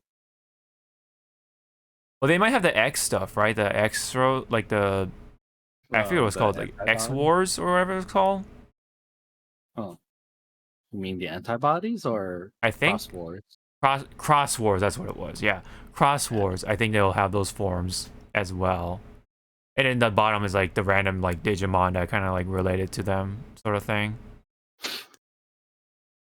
Like Tyrannomon, for example. Like it could depend on like their stats, like, or their emotions and stuff like that. Like, oh, if they're friendly, they'll go this branch. Oh, if they're mean, they'll go this branch. You know. Oh, and it can have a Skull Greymon in there too. Because I think Skull Greymon was featured in this game too, right? So Yeah. I think that is going to be a route. And then like not to mention like there's Black War Greymon, right? That could be a possible one. We'll see. But yeah, you're right. I mean, there's different branching Digi evolutions, and like it's not like you have to stick to that one route. You can like there's like multiple branches and stuff like that, so you can like go back and forth with the top side and the middle side and the bottom side pretty much. So I think it's pretty cool. It all depends on how they feel, I guess, right? So Hopefully, I just hope I get Machine Drum on. So yeah.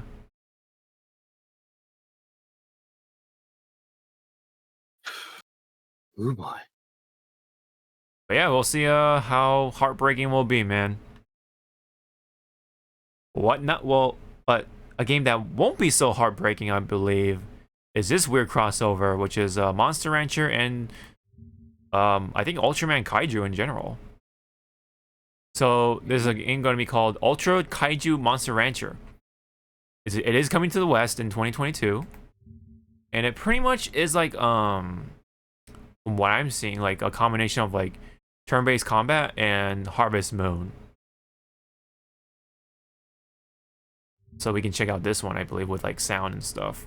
I don't know if you. I never watched too much of the original Monster Rancher or played the games. Well, for the games, the only thing I remember was my cousin would ask me, "Oh, do you have this DVD or this CD? Yeah.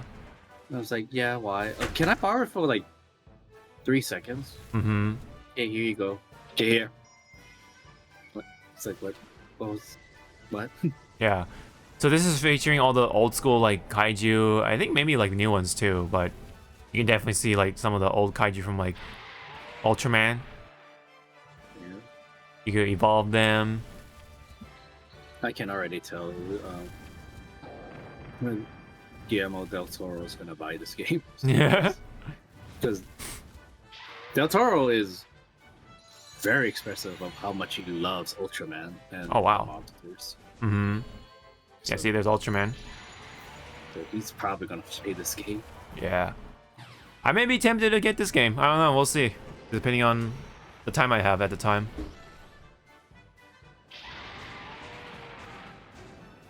Meow. Mm-hmm. And you can even combine the kaiju, I guess.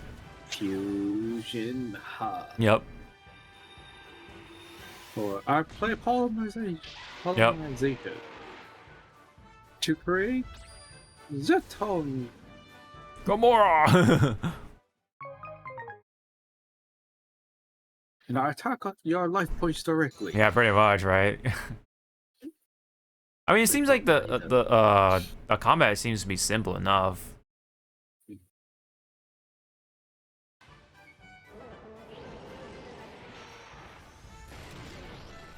Just very JRPG-esque. So, I don't know. This could be a fun little game, like novelty game, if you do like the Ultraman Kaiju. I do want to see like the rest of the lineup. Like, are they gonna feature like other kaiju from like, you know, other stuff, right? I mean, what's the range of it? Is this just gonna be the old kaiju? Is it gonna be like from the new ones, you know, and like are they gonna feature other kaiju from like other media, right? Like maybe Godzilla stuff, maybe here and there. I don't know. I definitely want to see the roster of it before, you know, I make a purchase on it. You know, if it's gonna be like a $20 game, I don't expect anything big out of it. But like, if it's a full price game, man, I hope to see a good amount. You know. So, when it comes to, let's see, yeah, it just says, coming 2022. So we are not sure of when this will actually happen. But what's kind of disappointing though with this crossover is that you don't even get to see like the Monster Rancher monsters make it in there. So it doesn't really feel like a crossover. It's kind of just like the mechanics of Monster Rancher, but with the kaiju from Ultraman. Like you don't get to see like Suezo and like Tiger and like, you know, Hare and what was his name, Golem or whatever, making it in there or anything like that. I don't think anyway. Yeah, you kind of get to see the old ones. Like these are all the old kaiju, the old school Ultraman. Just from judging from the logo or whatever, the artwork. And let me see. Yeah, there's no like, none of the Monster Rancher characters are in here, which again is kind of disappointing.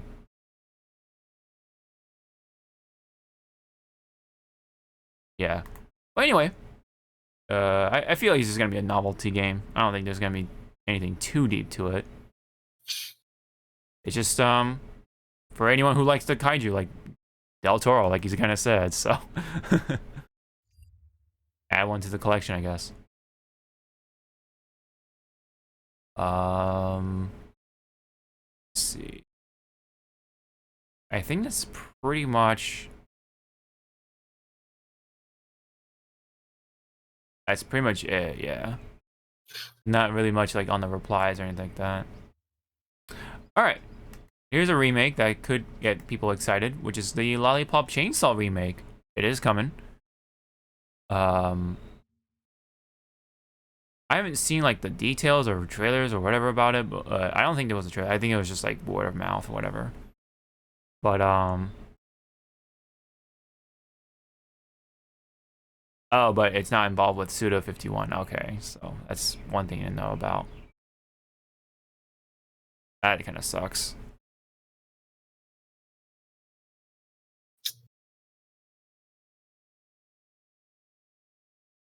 Never played the first one anyway, so I might not even pick this one up. Right, it's a very niche thing, but it's kind of like one of those games that if you're into even like some of like the similar genres, you'll hear about Lollipop Chainsaw, especially with the cheerleader and her boyfriend's head. So it's a zombie action game. You know, you just go around chopping up people and stuff like that. Similar to like, kind of similar to like Frank West or Dead Rising or whatever. So that sort of game. So for the people who like that kind of stuff, Lollipop Chainsaw is coming back. So it's pretty neat. And then, unfortunately, there was another major game delayed, which is Forspoken. So, Zawa, if you don't mind, there is a statement. I want to read that out loud for us. We fucked up. Okay. As a result of, I swear to God, I told you not to bite me. The cat is back. We're reading this together. As a result of ongoing decisions with key partners, we have made the strategic decision to move the launch date of Forspoken to January 24th, 2023. All game elements are now complete and development is in its final polishing phase. Okay, read the rest. But no. We would like to thank you for your continued support and patience on this journey. Your excitement for this game inspires us every day. We cannot wait to share more about Forspoken with you later this summer. Yeah, I think it was slated to come out at least in the holidays, but now they delayed it to January. So January is gonna be another packed day, like just kind of like this January or this last January. They're moving all the major games to January, it seems like. So that's probably gonna be the trend. It definitely this year is looking like a little more dry when it comes to the holiday games. So pretty much like the one that comes to mind is like Gotham Knights, the new Pokemon game with Scarlet and Violet, Sonic Frontier, and speaking of which, God of War Ragnarok. So that one is coming. I think it was October or something like that. Let me see. Did they come out with the? Oh no, it was November, early November of this year. They are slated to come out. So. For those who have played the first God of War, or the first, I guess, of the new God of War stuff, you know, there you go.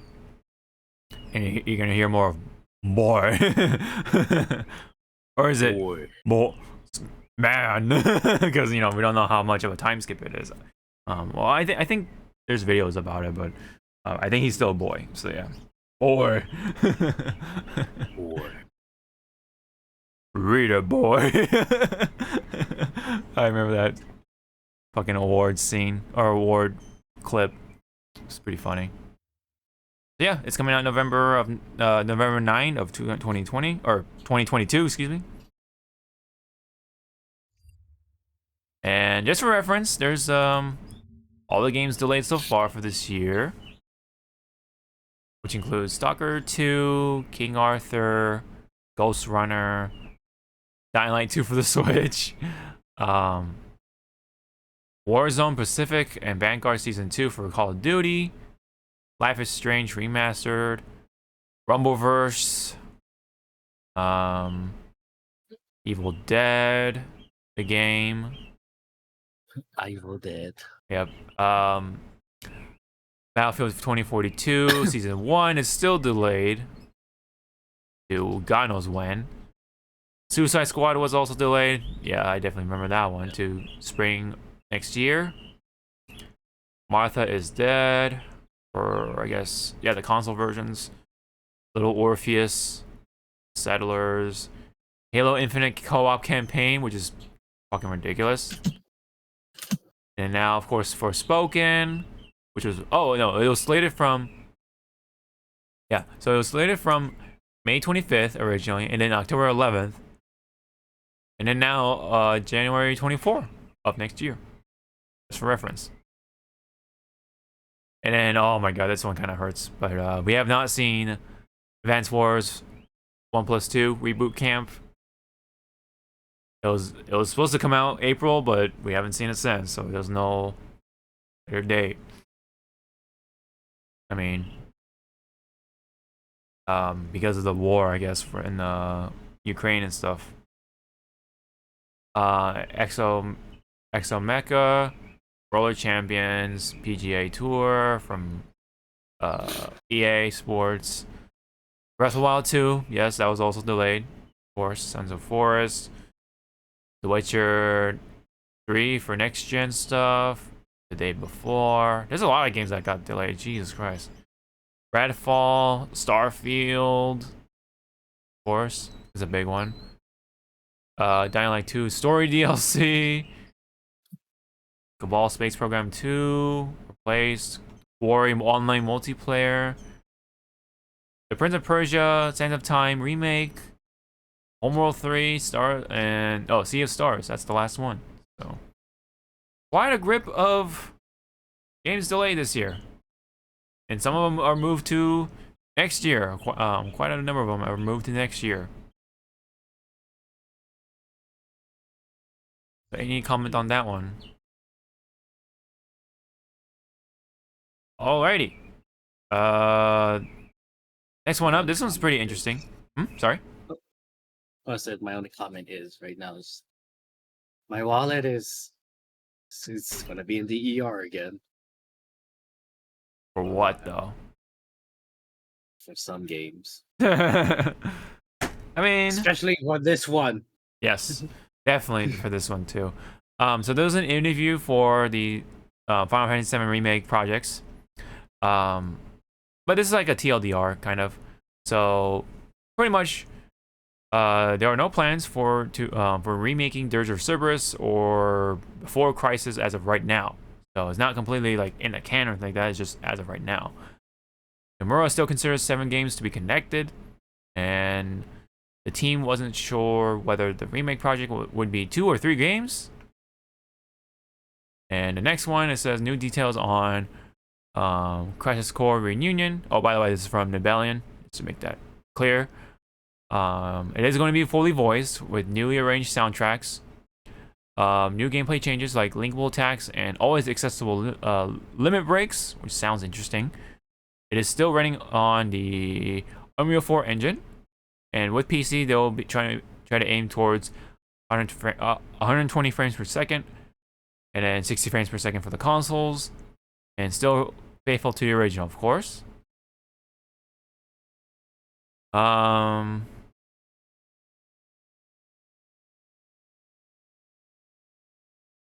Huh.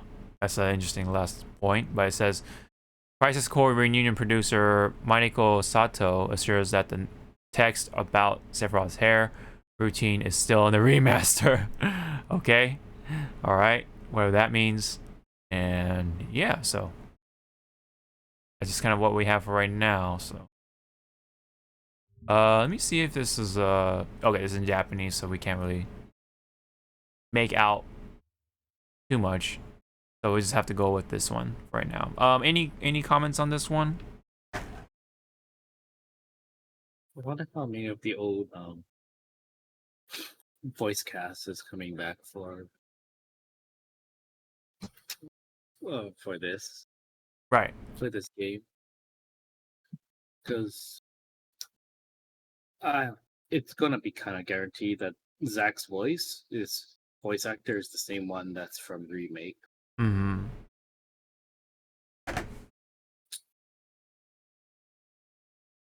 And, oh, go ahead. Go ahead. and I hope there's like, after you play the game and you beat it, there's like a save file, like thank you, like when you play part 2 of Remake, or like a special like cutscene in the beginning. Right. Yeah. I just want to also bring this up when it comes to Final Fantasy VII. So this was a quote from the official Twitter account of 7, saying, "The rumors aren't true. There was nothing to do with GACT or a contract that was preventing a remastered version of Crisis Core. As you said, this was more due to timing." And yeah, so there's I guess it was a rumor that was going around, and they wanted to clarify that. So let me see if this one is in English, but let me see.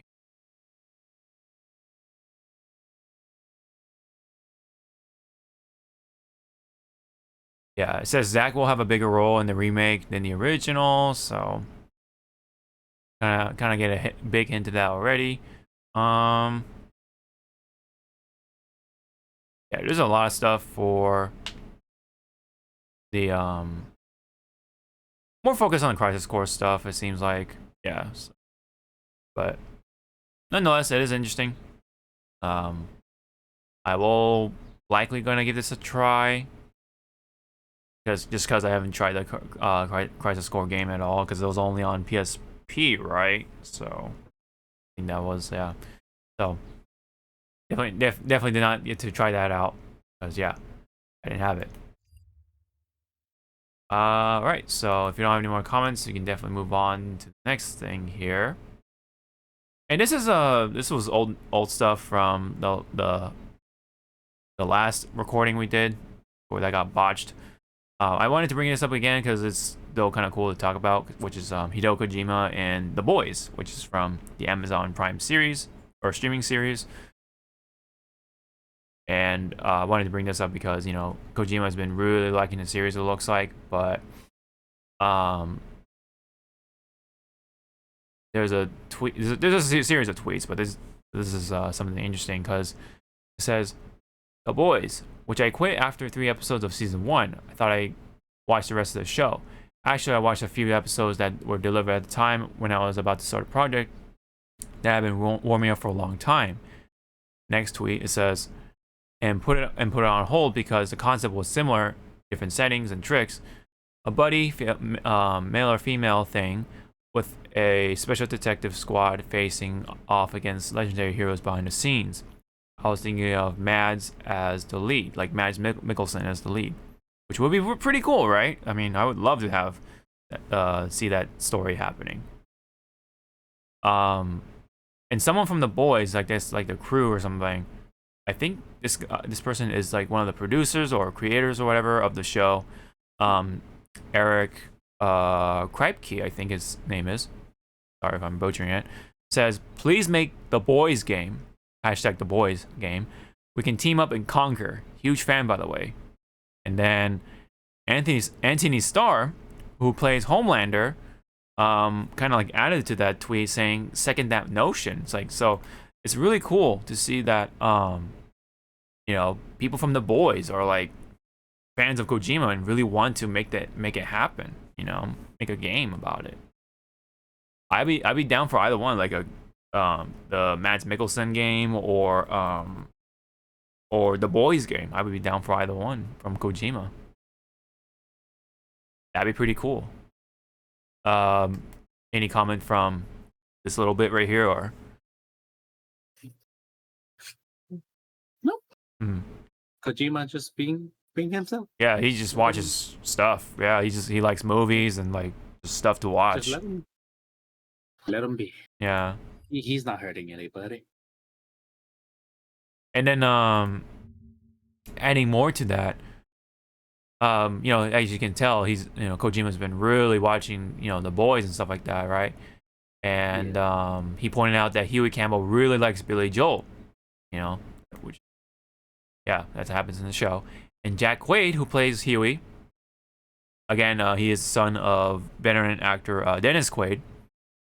Actually tweeted saying, "Holy shit, this is huge for me and Billy Joel. Thanks for watching our show."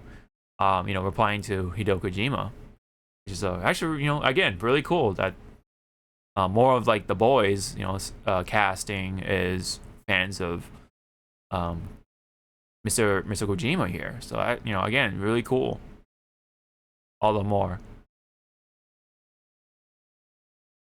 So yeah, I mean, it's just so funny that a lot of the people from the boys are fans of Kojima. Like, it's kind of weird that they all like came together and stuff like that. It seems like, you know. Yeah, I don't know if it's like a weird coincidence or whatever, but yeah, you know, there you go. That's it on that one. We're reaching to the end of it, and so this is mostly well, there's one old thing, and then three of them are new here. Let's this is worth mentioning nonetheless because it's still not have come out yet.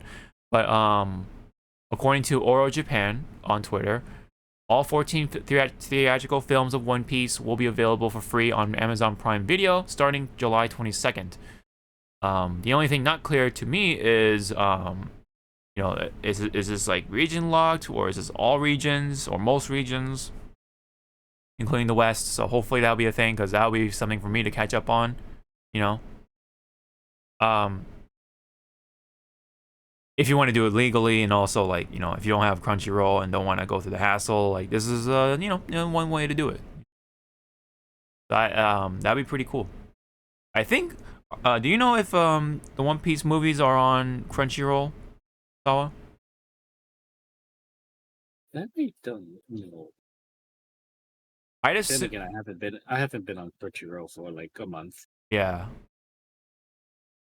I'd assume so, but you know, again, like, if you don't have Crunchyroll and if you only have Amazon Prime Video, which comes with Amazon Prime anyway, but yeah, I mean, that's one way to consume the One Piece movies, you know. Mm-hmm. So I thought that was pretty cool. Let me see. So yeah, doesn't talk anything about, you know, what region, stuff like that. For right now, still, I don't think there's like any update since then. Movie news involving with Godzilla vs. Kong. The next one will be set to release March 15, 2024, according to @DiscussingFilm on Twitter. There's no any other detail to that. That's just pretty much it. So, any comment on that one? Don't fuck it up. Yeah. Hope it's good. Hope it's fun. Yeah. I wonder what they're gonna do for the villain though. Who's gonna be the villain of that? Because, like, is it just gonna be more Godzilla vs. Kong fucking up each other? Is that what it is? No, it's gonna be man. What? Ah, yes, man. It's gonna be us. We're gonna fuck up everything. Oh, like human, like mankind. Okay. Yeah, it's gonna be man. Yeah. Yeah, I guess. Makes me also wonder, like, if they'll even include other monsters or titans, excuse me, or kaiju at all, or maybe they'll hint like maybe they'll finally hint the Pacific Rim stuff. Maybe, hopefully, I don't know. That'd be pretty cool. It's either that or Legendary finally got the what's it called? The rights to bring in a certain other kaiju. Oh yeah, into yeah, the yeah. mix. Mm-hmm. If they really do bring in Gamera, I'm gonna be like, we waited 25 years for this. Some people are gonna be like, wait, Gamora from Guardians of the Galaxy? Like, dude, that's when you like pull him over. No, no. no, you've just been there. No, no. Yeah. That'd be kind of neat, Get out right? of here. That'd be kind of neat. But again, we have to see how that goes. All right, this one is pretty interesting because this involves with RWBY. I believe this was announced during AX. So actually, in fact, there's a lot of RWBY stuff going on. Like, but anyway, let's just cover this one. So of course with RWBY, the anime is out, I believe, at this point. And now we have a movie coming in, but this is not just RWBY. This is gonna be involving with Justice League in a crossover. So there's gonna be a RWBY Justice League crossover movie coming in 2023. And yeah, so it's actually kind of wild, right? But it does make sense because Rooster Teeth is owned by Warner Brothers, since I believe what was it? I forgot how it went, but like Rooster Teeth, it was under, was it Time Warner or something like that, and then Spectrum, and then in essence is owned by Warner Brothers. They have the rights to it, I guess. So yeah, I think that's what's happening here. Oh right, because this was announced at RTX Austin, right? Which is the pretty much like the Rooster Teeth convention that they used to have yearly, but they came back, and then yeah, so this was announced at the time. Because funny, this is happening at the same exact time as Anime Expo, so yeah, kind of does feel like it's a Anime Expo sort of announcement. Yeah, so that's pretty much what happened. But yeah, there's a lot of RWBY stuff going on too. Like there was I think there was something in Smite, but there's definitely something in Paladins. There is one more crossover going on, I think. I could be wrong on that one, and then not to mention the RWBY anime is happening now, so it's like, you know, a lot of RWBY stuff going on, man. So what do you think of this crossover though with Justice League and RWBY?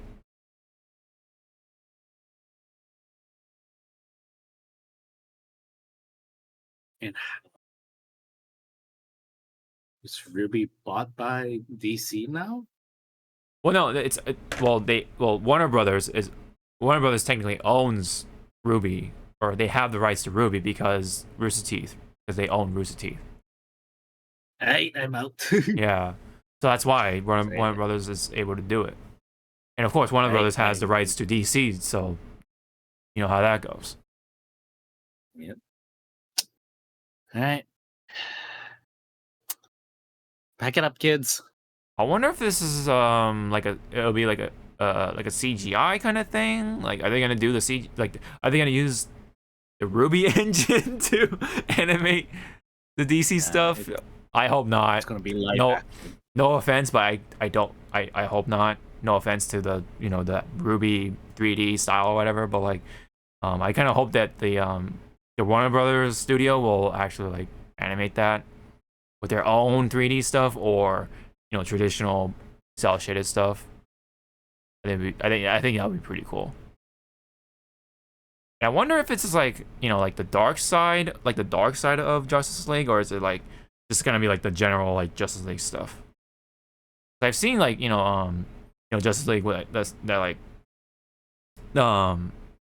deal with like violence and gore, and like I forget which one it was. It was like Apocalypse or something like that. Like it was called, but like they were like fighting Darkseid, and Darkseid's like army was like ripping them apart. Like, oh my god, I forget what that. Yeah, they were like ripping them apart, like ripping like Wonder Woman's arm off, and like fucking tearing off Hawkman's wings and like, oh man, it was. Comic book. That's why it's like so funny when you have that type of scene. It's like comic books are for kids. Yeah, I know. Pretty much. It's like, no, it's not. Pretty much, right? Kind of how it goes.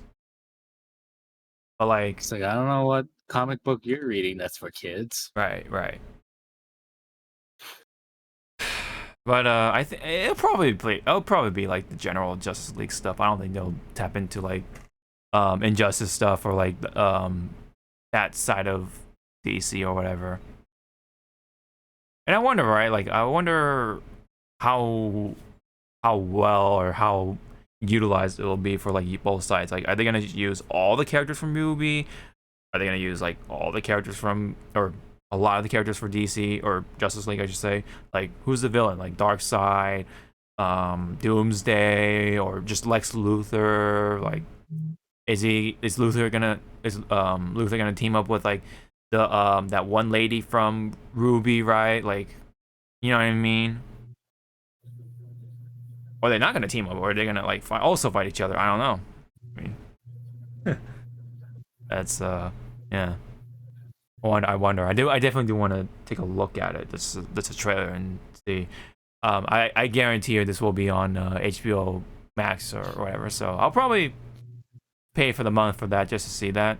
Maybe if it looks cool, like I'll give it a look see. But yeah, it looks like the general sort of comments are like, wait, how did this happen? Yeah, and also like what is the style they're gonna go with? Like, are they gonna just go with like the general like Justice League style, or are they gonna go with the RWBY 3D RWBY style? Is it gonna look like Teen Titans Go? That'd be so. Oh, that'd be such a letdown, honestly. But we'll see. Yeah. We'll wait and see. All right, last one. This is involving with Death Note, and the Doffer brothers from Stranger Things are apparently going to be working together to make a new Death Note live action series for Netflix. They made a new studio on top of that with, you know, Upside Down Pictures, and I guess they're going to be very responsible for this project. So yeah. How fast is this stuff gonna get canned? Yeah, I don't know. We'll see. Hopefully they'll do it right. I mean, it is the Doffer brothers, so I think like the visual side of things will look interesting, but I think the quality of the story is just where it's gonna really matter. So I don't know. Yeah, any other comments for live action Death Note? I kind of hope they do bring in Willem Dafoe again for Ryuk. I feel like he. Willem Dafoe is gonna be light this time. No, yeah. I wonder who will be light this time around. It'll probably be some like random actor or something. We'll have to see. When it was Jack Quaid, that'd be so funny. Like, you know, the guy who plays Huey. That'd be pretty hilarious, actually. But I don't know. Yeah, it'd be interesting to see of who gets cast and stuff like that. I honestly do hope Willem Dafoe will make it, because I think, you know, Willem Dafoe does kind of like fit that type of character, because, you know, with like Green Goblin and stuff like that, like he can do the voice and stuff like that. So also, who's gonna play L? You know, who's gonna be L for this one? We'll have to wait and see on this one as well. So that's pretty much it. If we don't have any more comments about that, are we good, or do you have anything else to throw in there before we? I'm not holding my breath on this one. Yeah. I mean, I guess the only one that looks hopeful is One Piece at this point, right? Like the One Piece live action stuff. We'll see, but We'll see about that. yeah. Like they'll have the sets and stuff like that, but the story is still like what you have to worry about and how they pace it. And also we keep forgetting like how jank is Luffy's power is gonna be. Mm-hmm. Right. Yeah. We haven't seen any of the CGI stuff yet. You know, so. Unless the person playing him actually can stretch his arm. Right. Yeah. Yeah.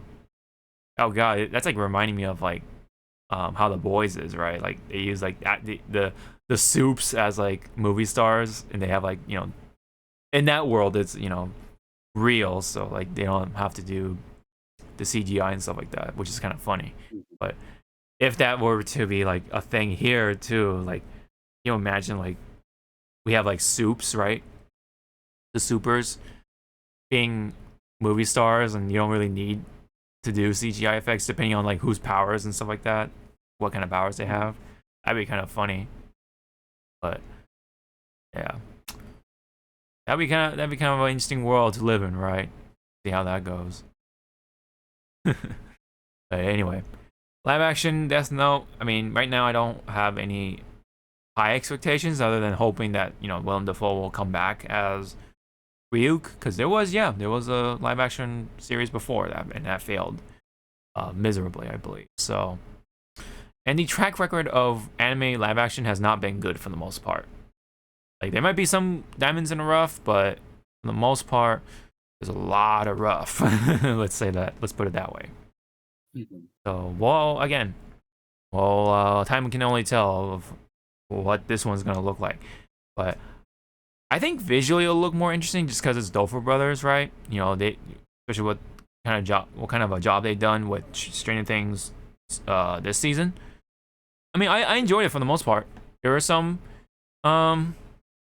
it's not perfect. Like there's some like side stories that didn't go anywhere. So like, yeah, you know, that's just kind of how I feel like, without spoiling things. So, have you watched all of Stranger Things for this season?